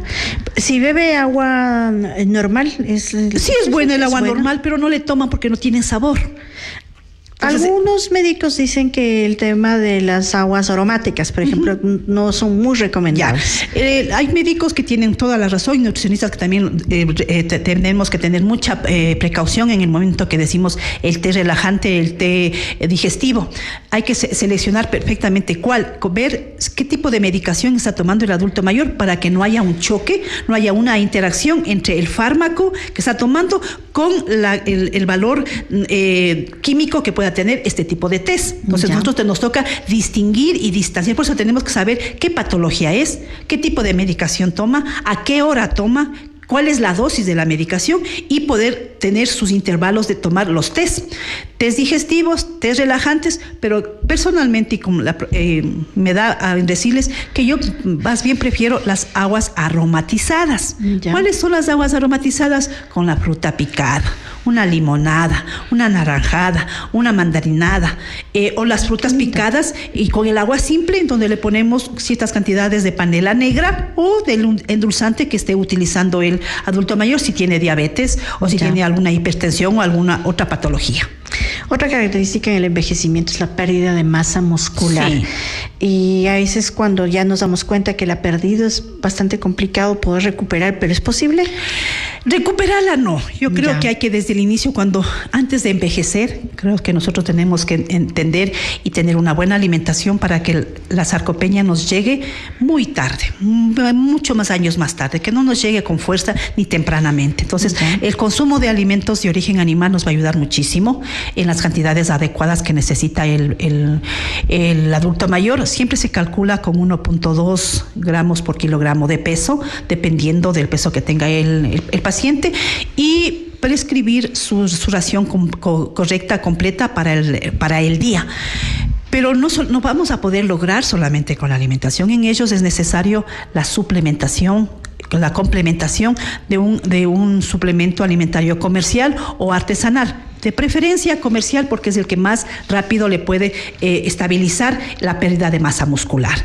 Esto, si no hay ejercicio, no ganamos nada. No se gana nada. Entonces tenemos que nosotros siempre en el momento de la consulta que se le da a la familia del adulto mayor o al adulto mayor, siempre nosotros decimos que debe ser la alimentación más la movilidad, la actividad física, movimiento de brazos, movimiento de piernas, movimiento de caderas, para que los nutrientes de esos alimentos, y en este caso la proteína, vaya a cumplir su trabajo a nivel de músculo. ¿Hay suplementos que también pueden hay suplementos, ¿Cómo cuáles? Bueno, son suplementos comerciales, claro. Nosotros no me está pagando ninguna empresa así, ¿no? Pero tenemos empresas de que es el Prosoy, el Fresubin, el Ensure Advance para adulto mayor, pero si no es eso, tenemos los artesanales nuestros, las mezclas alimentarias que nosotros tenemos. Y una de las mezclas que es famosa, se ha hecho famosa en los últimos años, licenciada, es que alrededor de unos 40 años nació el Fuersan. Entonces el Fuersan también es una mezcla hiperproteica, hipercalórica cuando le mezclamos con leche o con yogur. ¿Eso se consigue en las farmacias? No, esa lo podemos hacer nosotros o lo hacen en casa, lo indicamos, o hacemos mezclas con harina de quinoa, harina de amaranto, machica, siempre combinamos 3 harinas o combinamos 4 harinas. Entonces, siempre indicamos el tipo de mezclas alimentarias que puede reemplazar a algún complemento alimentario comercial que no está al alcance por la parte económica. Sí. Un complemento alimentario de 300, 400 gramos está sobre los $25, que le puede durar unas 2 semanas o 3 semanas a lo mucho. Así es. Pero un complemento alimentario artesanal, como les estoy diciendo, que es el Fuersan o otras mezclas binarias, terciarias, cuaternarias que nosotros sabemos indicarles, ya el costo abarata y podemos dar un mejor estilo de vida al a este adulto mayor, sea en la cantidad energética que necesita, sea en la cantidad proteica con la combinación del lácteo o que puede ser la leche o el yogur, y también de otro tipo de vitaminas. ¿Los suplementos tienen que consumir constantemente o hay que consumir un tiempo, parar? ¿Cómo lo hacen? Nosotros tenemos un protocolo de atención, de sugerencia en soporte nutricional que les damos a los adultos mayores. 3 meses seguidos. Ya. Descansan 3 meses, vuelven a tomar 3 meses más, y eso hacemos unas 3 veces en el año para que se mantenga más fortalecido la masa muscular, el sistema óseo, la parte mental, la parte hepática, la parte renal, la parte estomacal del paciente. Entonces sí necesitamos hacer ese tipo de trabajos, pero como le digo, el alto costo muchas veces no nos permite. También podemos suplementar con algunos tipos de vitaminas, pero casi por lo general un adulto mayor tampoco le toma una pastilla de vitaminas, debe ser jarabe. Entonces en el jarabe nos puede ayudar a que tenga un poquito más del apetito, a mejorar el sentido del gusto, que las papilas gustativas se reactiven un poco, porque ellos ya empiezan a perder su sensibilidad, especialmente empiezan a inclinarse por el azúcar, quieren más azucarado, más dulce, salado también, o más salado. Entonces hay que un poco ir previniendo cómo utilizar la cantidad de sal o la cantidad de azúcares que pueden tener en el hogar o a nivel del comercio, que pueden comprar en una tienda, en un supermercado, pero los que sean los más saludables, porque hay una cantidad grande de endulzantes que a la final no nos está llevando a buenos caminos de salud. Así es. En los pacientes. Doctora, una curiosidad, ¿ese tipo de suplementos, por ejemplo, para una persona diabética, puede consumir? Sí, por ejemplo, el Fuersan, por ejemplo. Claro, a ver, el Fuersan es... Enséñanos a hacer el Fuersan. El Fuersan son 3 tazas de harina de machica, que es la machica, 1 taza de harina de haba, media taza de panela molida, y esa es la mezcla. Ya. Para el diabético simplemente no le ponemos la panela, le retiramos la panela y nos quedamos con las 3 tazas de machica y la taza de harina de haba. Y en el momento Una sola de haba, nada más. Entonces, y en el momento del diabético que va a consumir, simplemente utiliza la medida de 2 medidas a 3 medidas en una taza de leche. Ya tenemos la proteína de la leche, tenemos el carbohidrato de la machica, el carbohidrato de la harina de haba, y le agregamos, si es que quiere tomarse un poquito más dulce, el endulzante, que es lo permitido. Esa es la mezcla para un diabético. Para que está descompensado, obviamente, un diabético que las glucosas están bajas, no está ganando peso, está perdiendo peso, entonces ahí le prescribimos este complemento alimentario artesanal que se llama Fuersan. Otro le conoce Forsan, pero el nombre original es Fuersan. Entonces, esta es una mezcla que, si quiere más calorías en la preparación seca, como la machica pinol que se conoce, se le puede agregar un poco más de calorías agregando aceite crudo en el momento de preparar la mezcla, y elevamos las calorías que necesita el paciente. Es una mezcla barata, es una mezcla altamente nutritiva. Como le digo, nació eso hace más de 40 años en la provincia de Cotopaxi para recuperar a los niños desnutridos, porque la provincia, en uno de los sectores de unas parroquias, recintos de Cotopaxi, había mucha desnutrición y no había más fondos, y decidieron hacer experimento con esto, y la OMS validó y está validado esta mezcla Fuersan. Hay otras mezclas, como le digo, que nosotros manejamos, que de acuerdo a la patología del paciente podemos prescribir y podemos enseñarles. ¿Y esto cómo se toma? ¿Una vez al día? 2 veces al día de preferencia. ¿En la mañana y en la noche puede ser? A media mañana, o como desayuno, y a media mañana. O a media mañana, a media tarde como colación. No hay ningún problema. ¿Se forma como una colada eso? Como colada, si es que quiere algo líquida, o si no, como tipo chapito, que bueno, es lo que nosotros más recomendamos. ¿Frío o caliente? No importa. De preferencia calientito. Sí, de preferencia, porque en el adulto mayor prefieren caliente antes que frío. Ojo. Bueno, eso sí. Entonces, en el adulto mayor ellos dicen, esto está frío, no me gusta. Y bueno, un chapito en una leche caliente, un chocolate caliente va a quedar muy bien. Así es. En frío no le van a comer. Así es. Bueno, usted hablaba de la suplementación de vitaminas. En realidad, a veces no quieren consumir pastillas. Justamente ya tienen toda una botica para poder consumir. Así más es. Otra cosa más, como que no lo quieren. ¿Es necesario tal vez a través de jarabes o qué otro tipo de productos? Sí, hay jarabes que, bueno, es el geriatra, el médico que es para el adulto mayor, es el que prescribe. Nosotros como nutricionistas más nos inclinamos a una prescripción de alimentos. Entonces, le doy un ejemplo. En ello se requiere una suplementación de calcio. alto en calcio y vitamina D. Podrán tomar bastante calcio, pero si no hay vitamina D, no va a producir ninguna bondad ese calcio en esa persona. Tiene que haber vitamina D para que se fije el calcio en el hueso, en la pieza dental y mantener en un estado de salud óptimo el sistema óseo del adulto mayor o de cualquier persona. Entonces, si no le gusta el yogur, si no le gusta la leche, vamos por otro tipo de alimentos que sean ricos en calcio, donde tenemos el pollo, el pescado, el huevo mismo, las claras de huevo son excelentes, que es de los alimentos de origen animal, donde encontramos una gran cantidad de calcio, de buena calidad y de alto valor biológico. Si bien es cierto, hay calcio en otros alimentos como el chocho, la soya, la quinoa, el poder de resistencia de ese calcio es un poco más débil que los alimentos de origen animal. Entonces, podemos prescribir ahí aumentar la dosificación o la frecuencia de consumo durante el día, durante sus 3 o 4 meses, se aumentaría un mes más porque en alimentación se demora más en absorber los nutrientes que al suplementar con una vitamina comercial.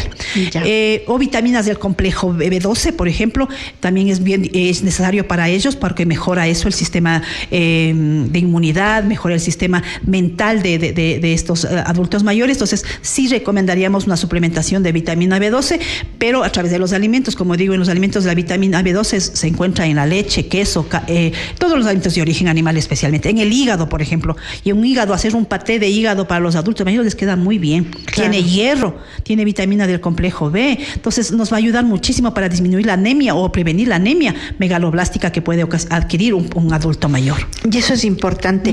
Vamos a una proteína, podríamos decir que es básica, la encontramos en todo lado, como el huevo.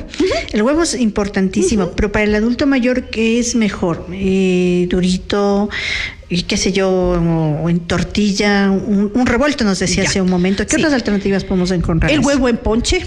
Les invito a ustedes como medios de comunicación. Hay el ponche que es nuestro tradicional, que se les da a las mujeres embarazadas, a las mujeres que dan a luz, porque es alto en proteína, pero la podemos hacer un ponche de machica, un ponche de yogur, o donde va el huevo. Y tranquilamente el adulto mayor le come. El ponche de machica es energético, vitaminas del complejo B, tiene leche, tiene calcio, tiene el huevo que tiene proteína y todos los nutrientes que se requiere. Entonces, el huevo puede ser de preferencia tibio, 5 minutos como les dije, de 8 minutos, pero casi no le comen porque es demasiado seco, demasiado sólido. En tortilla, en donde se puede agregar vegetales, espinaca, selga, rallado de zanahoria, un salteado de col finamente picado. Eso les va a ayudar muchísimo a ellos con la fibra que se necesita, porque a ellos no les gusta comer fibra. Todo escupen, siente algo duro y escupen y botan, y por eso se producen los estreñimientos crónicos en los adultos. Aparte de que la hidratación, no quieren tomar agua, entonces se nos va complicando el cuadro en este adulto mayor. Entonces nosotros lo que hacemos y recomendamos a nuestros a los familiares, especialmente del adulto mayor, es que el huevo se vaya utilizando en una sopa, en un locro, en un ponche, en un revuelto, en una tortilla, pero al vapor, media sancochada, que tenga algo de líquido y que se agregue aceite de manera cruda en el momento que va a servirse esa tortilla o ese revuelto, porque en ese aceite vamos a encontrar vitaminas que el adulto mayor o todo ser humano necesita, que es la vitamina K, la A, la D y la E en forma cruda, el aceite. Claro. Pero si es cocinada ya no sirve de nada. Interesante esto. Y el consumo del aguacate es muy bueno. Es súper bueno. Es excelente. Por ejemplo, el aguacate, los adultos mayores deberían comer, pero como es frío, no les gusta. Entonces, ¿nosotros qué recomendamos?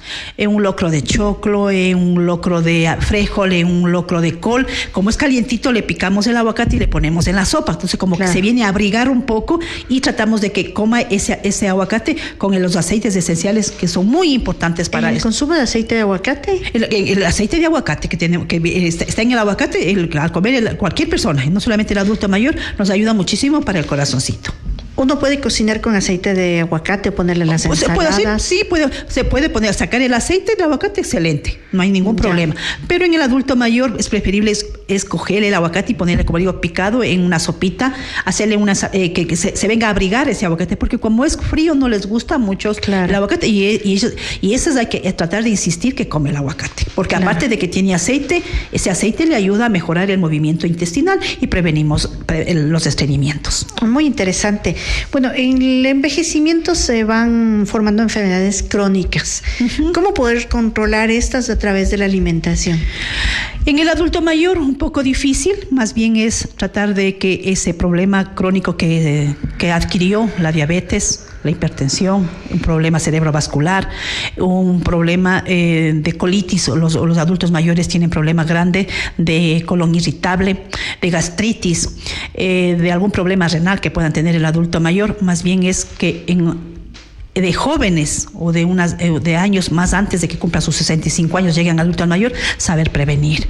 Porque decir ya en el momento que está como adulto mayor simplemente toca es tratar de buscar otras alternativas saludables, como una alimentación acorde a la realidad de patología, una alimentación acorde a la parte fisiológica del paciente que está en ese momento, piezas dentales, algún otro tipo de cosas que pueda pasar.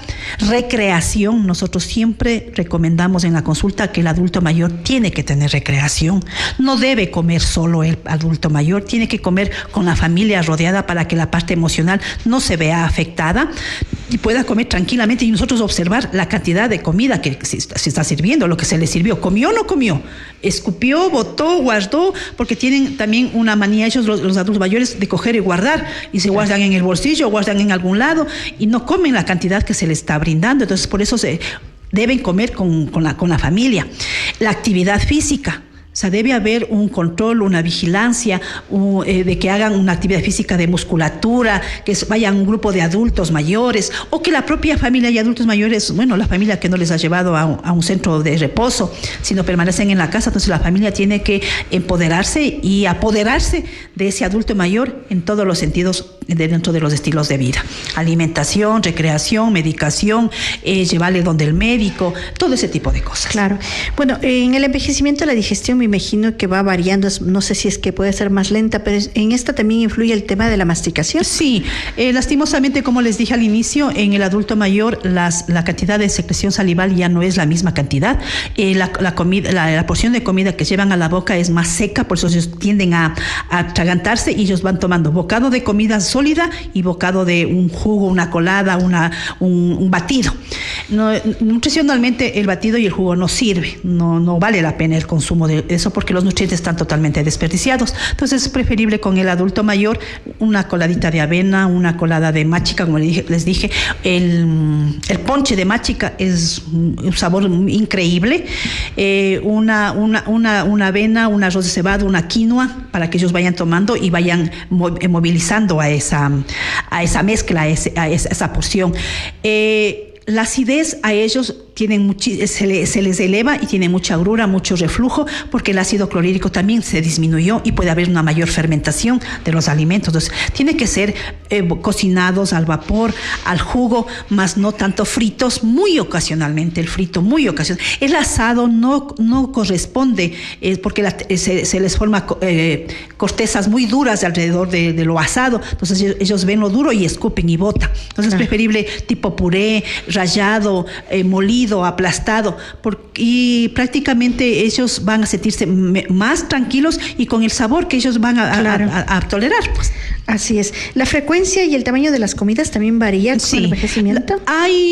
Lo normal son 3 comidas al día en una persona adulta. En el adulto mayor, por el hecho de que disminuye el apetito a comer, se fracciona a 4 comidas hasta 5 comidas. Todo va a depender de la capacidad gástrica del paciente, de este adulto mayor, de la disponibilidad de alimentos de este adulto mayor, e inclusive habrá adultos mayores que requieran una sexta comida.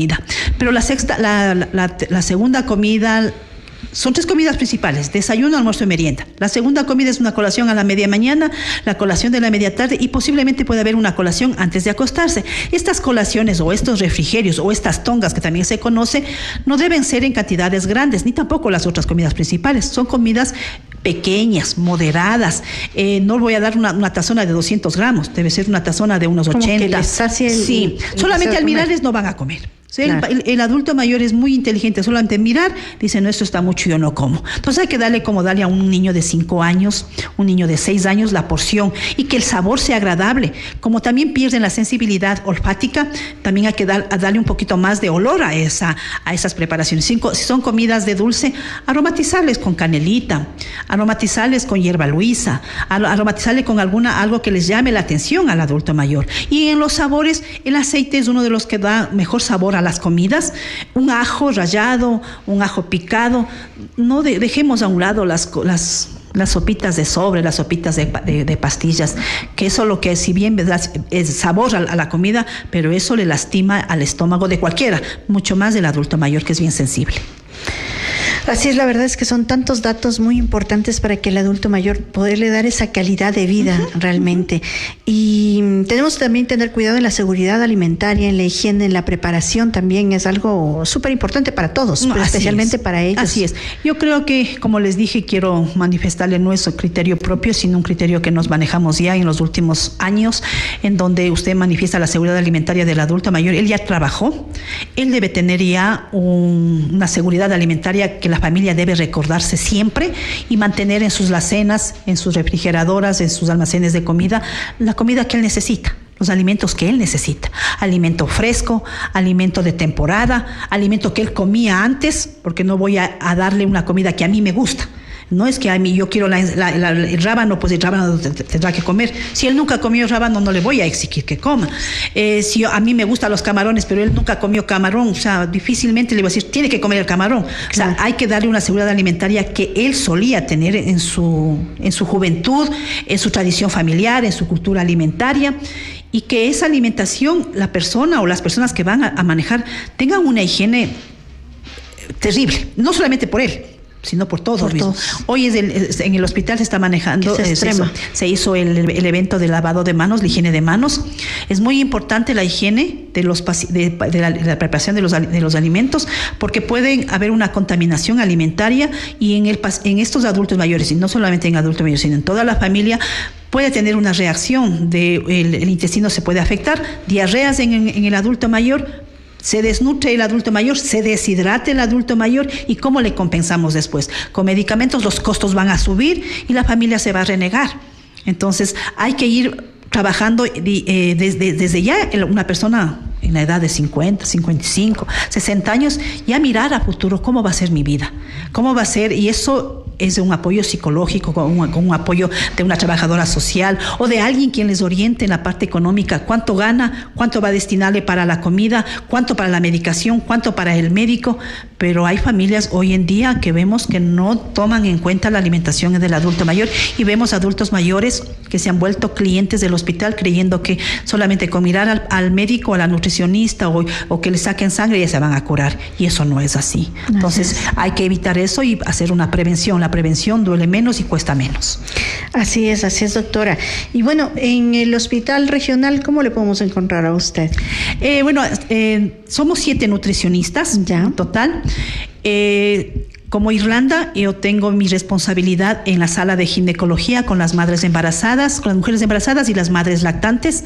Estoy en el proyecto del ESAMIN, que es la educación prenatal a las mujeres embarazadas, y tengo mi consulta que atiendo a todo tipo de pacientes los días jueves desde las 8 de la mañana hasta las 11:20 y desde las 13 horas hasta las 15 horas de la tarde. Todo el día jueves atiendo a todo tipo de pacientes. Y los días martes tengo consulta externa en el servicio de educación integral, que se atiende a los pacientes con VIH, pacientes con TB, complicados que son de contagio. Muchísimas gracias. Realmente es tan interesante el tema de nutrición en el adulto mayor, porque sin duda su cuerpo requiere otro tipo de cuidados, otro tipo de nutrición. Gracias a la doctora Irlanda Chávez, nutricionista del Hospital General Docente Ambato, y en esta mañana ha estado con nosotros para hablar sobre la nutrición en el adulto mayor. Gracias por estar aquí. Muchas gracias a ustedes, muy gentil.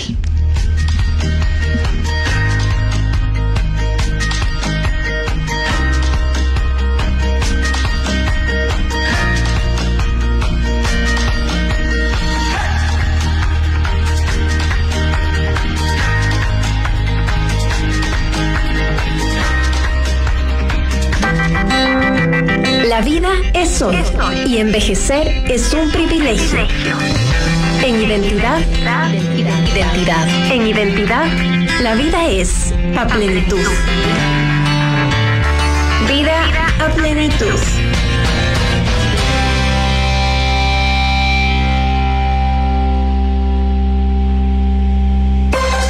¿Sabías que la mayoría de incendios forestales en Tungurahua no los provoca la naturaleza, sino las personas? Una colilla encendida, una quema agrícola o basura tirada en el páramo pueden convertir la montaña en fuego. Cuando el bosque arde, perdemos agua, aire limpio, animales, cultivos y se pone en riesgo la vida de comunidades enteras. Y no es solo una irresponsabilidad, es un delito. El artículo 246 del COIP sanciona a quienes provocan incendios que dañan nuestros ecosistemas.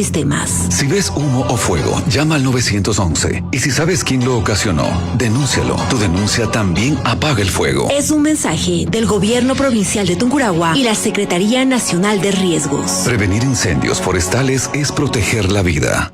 A continuación, en Minga Sonora. Información y conocimientos para una buena convivencia con nuestra fauna urbana, porque son parte de nuestras vidas. Solo aquí, en Minga Sonora.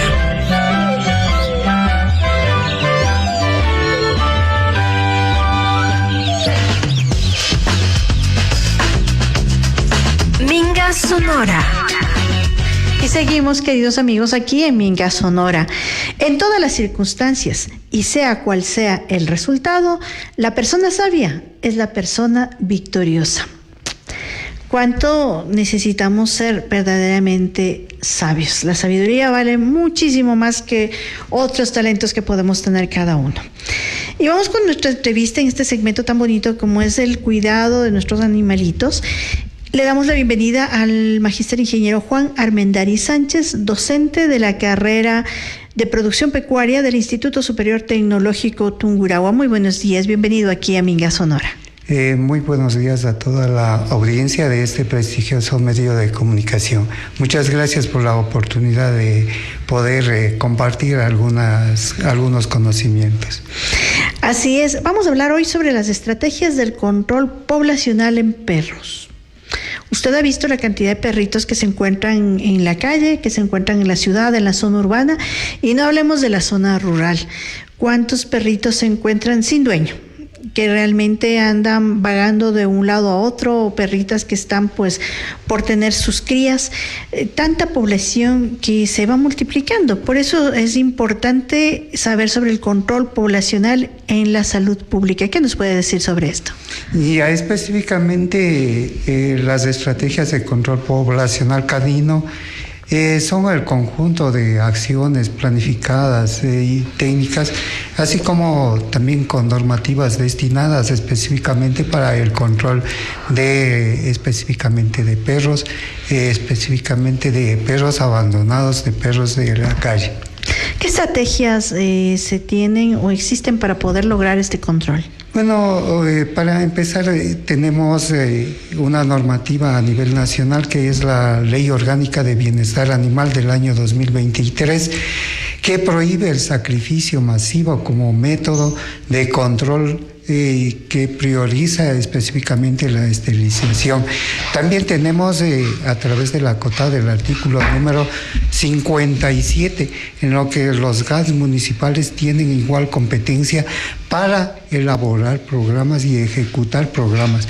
También a nivel nacional tenemos el Plan Nacional de Eliminación de la Rabia transmitida por los perros, y esto específicamente está regulado y controlado por el Ministerio de Salud Pública y el Ministerio de Agricultura y Ganadería.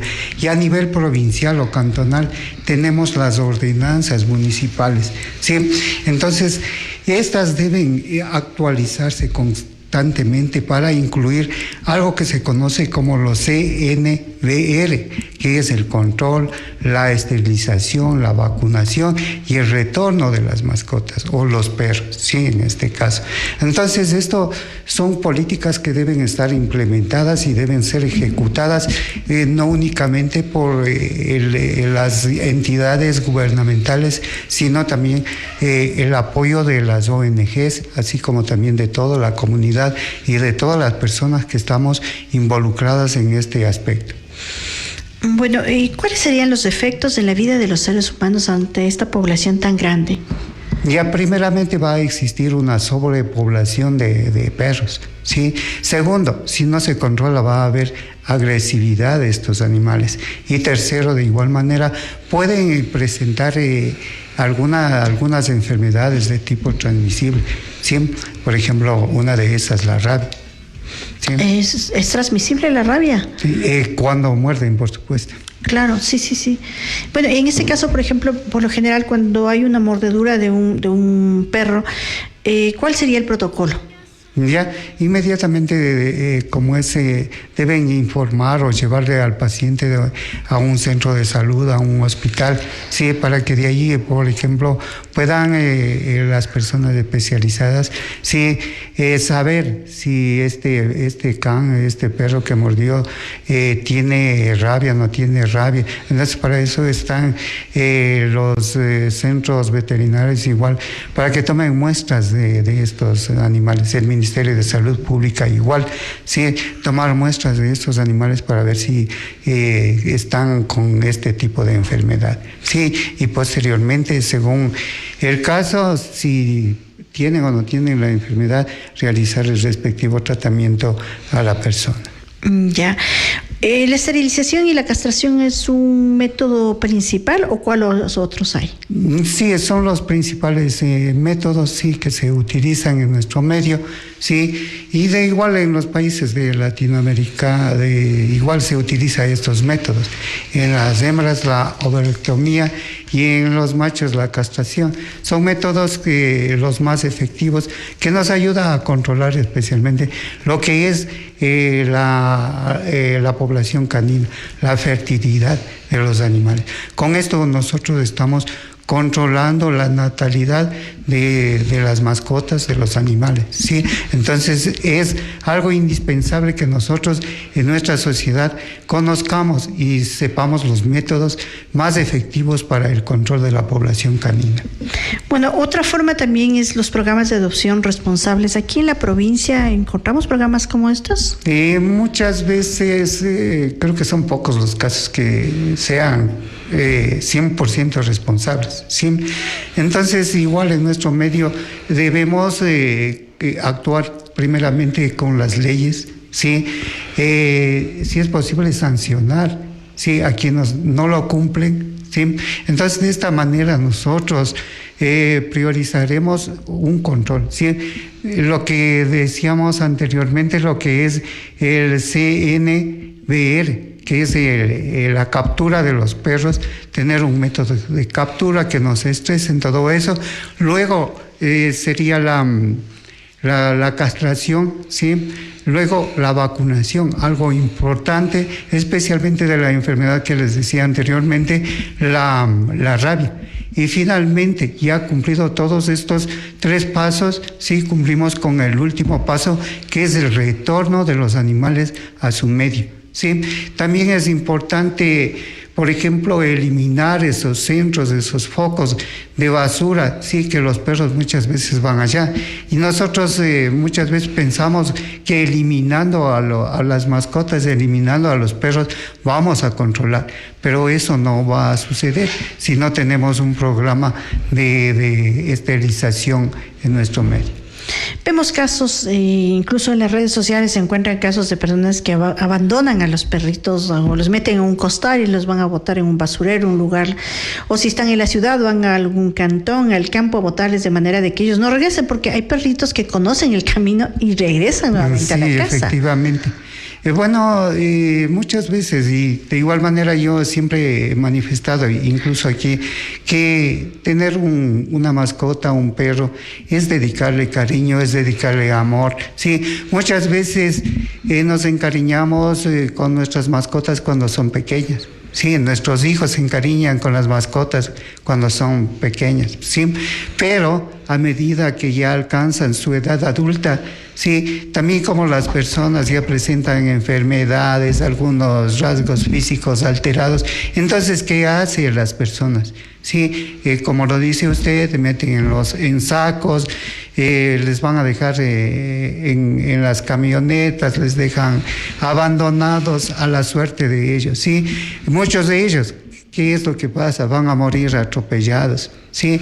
Pero igual los que no son atropellados, igual estos animales van a sufrir mucho, ¿sí? Y no van a tener esa oportunidad de cumplir con lo que nosotros conocemos como el bienestar animal. Específicamente aquí en Tungurahua, me parece que es aquí en Ambato, ya se habla de un registro e identificación de los perros. Sí, bueno, esto debería ser como política de toda institución gubernamental, ya sean universidades, los GADS, etcétera, etcétera. Sí, tener una base. Sí, una base en la cual sepamos cuántos canes, cuántos perros están en situación de abandono, y no únicamente a nivel del cantón Ambato, sino a nivel de todos los cantones. Sí, y para poder tener esta línea base y finalmente poder trabajar, sí, conjuntamente con instituciones educativas, ONGs, los GADS, etcétera, etcétera, de todas las instituciones que están involucradas en lo que es la sanidad animal, el bienestar animal. ¿Existen ordenanzas realmente que se puedan ejecutar? A nivel del COTAD hay ordenanzas, sí, y de igual manera a nivel cantonal en los GADS, pero estas ordenanzas tienen que ser actualizadas constantemente y más que todo ejecutarlas, hacerlas cumplir, ¿sí? Y de igual manera no únicamente vamos a modificar, vamos a actualizarlo, sino también vamos a crear conciencia, ¿sí? De pronto en los colegios, en las escuelas, darles capacitaciones, formar promotores, y también más que todo hacer que se concientice la población, sí, hacerlo cumplir. Pero claro, vuelvo y repito, dándoles a conocer. Sí, muchas veces vamos a cambiar nuestras leyes, pero si no lo socializamos, que si la gente no lo entiende, no lo comprende. Exactamente. Sí. Por eso también es fundamental las alianzas entre fundaciones, organizaciones, para ir construyendo entre todos, porque a veces también se espera desde la parte pública que ellos lo solucionen. En la parte pública tal vez las ordenanzas no se determinan todavía, no se socializa y se espera que lo privado lo solucione. Pero debería ser una unidad. Específicamente una unión, un trabajo de todos, sí. Entonces eso, y más que todo las personas, sí, concientizarse, sí, hay que tener un perro, una mascota, sí, no es de tenerlo por tener, hay que darles muchos cuidados, sí. Y vuelvo y repito, para controlar la población canina, la esterilización es uno de los métodos más efectivos que podemos aplicarlo y podemos ejecutar. Sí, y también invitar a todas las instituciones involucradas, como vuelvo y repito, pueden igual crear un fondo económico, sí, en la cual participe el Consejo Provincial, los GADS, las ONG, sí, para estimular a la población, para tener material, sí, para publicarlo en diferentes medios de comunicación. De pronto, si existe alguna feria agropecuaria, promocionar ahí, darles a conocer todo este aspecto sobre el control de la población de perros. Eso es muy importante porque realmente, digamos que se los trae para sufrir, para que sean más vulnerables, para que pasen muchísimas cosas. Y bueno, todos estos conocimientos y estas cosas, pues ustedes lo aprenden en su carrera de producción pecuaria. ¿Cómo están en el instituto? Cuéntenos. Sí, muy bien, muchas gracias. Justamente estamos en el periodo de matrícula, estamos desde el 4 de mayo, y es hasta el 8 de mayo, ¿sí? Entonces, igualmente estamos iniciando clases el día 11 de mayo, que es este lunes, ¿sí? Entonces, invitarles a toda la juventud, ¿sí? Que formen parte de las diferentes carreras que ofrece el Instituto Tecnológico Tungurahua.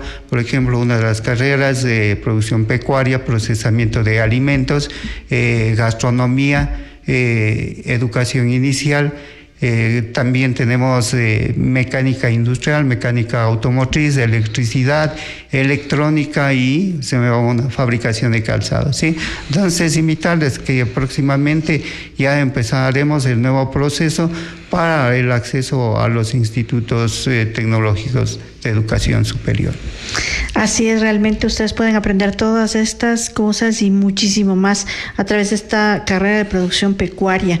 Es tan importante el tener estos conocimientos para dar un bienestar animal a nuestros perritos, para ayudar y ser parte de ese control también poblacional en perritos que no vayan destinados realmente a sufrir, a peregrinar por distintos lados, tal vez caen en manos buenas y en otros momentos y otros casos, por supuesto que no. El control poblacional es muy necesario, pero no lo podemos hacer solos, sino en alianza entre lo público, lo privado, entre unos y otros. Le agradecemos muchísimo al magíster ingeniero Juan Armendari Sánchez, docente de la carrera de producción pecuaria del Instituto Superior Tecnológico Tungurahua. Gracias por estar aquí con nosotros. Muchas gracias por la oportunidad. Hasta una próxima. Gracias, Gustavo. Sonora.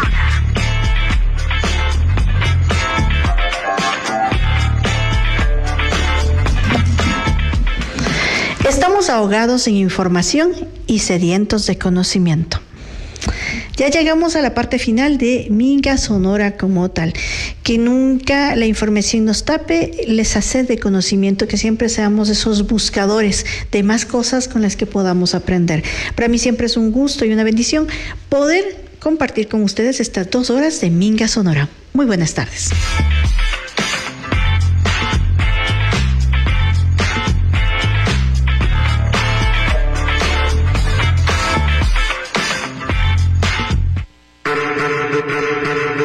Nuestros micrófonos se apagan por hoy, pero la minga continúa. La minga continúa. Identidad Radiocultural presentó Minga Sonora. Minga Sonora. La palabra que trabaja.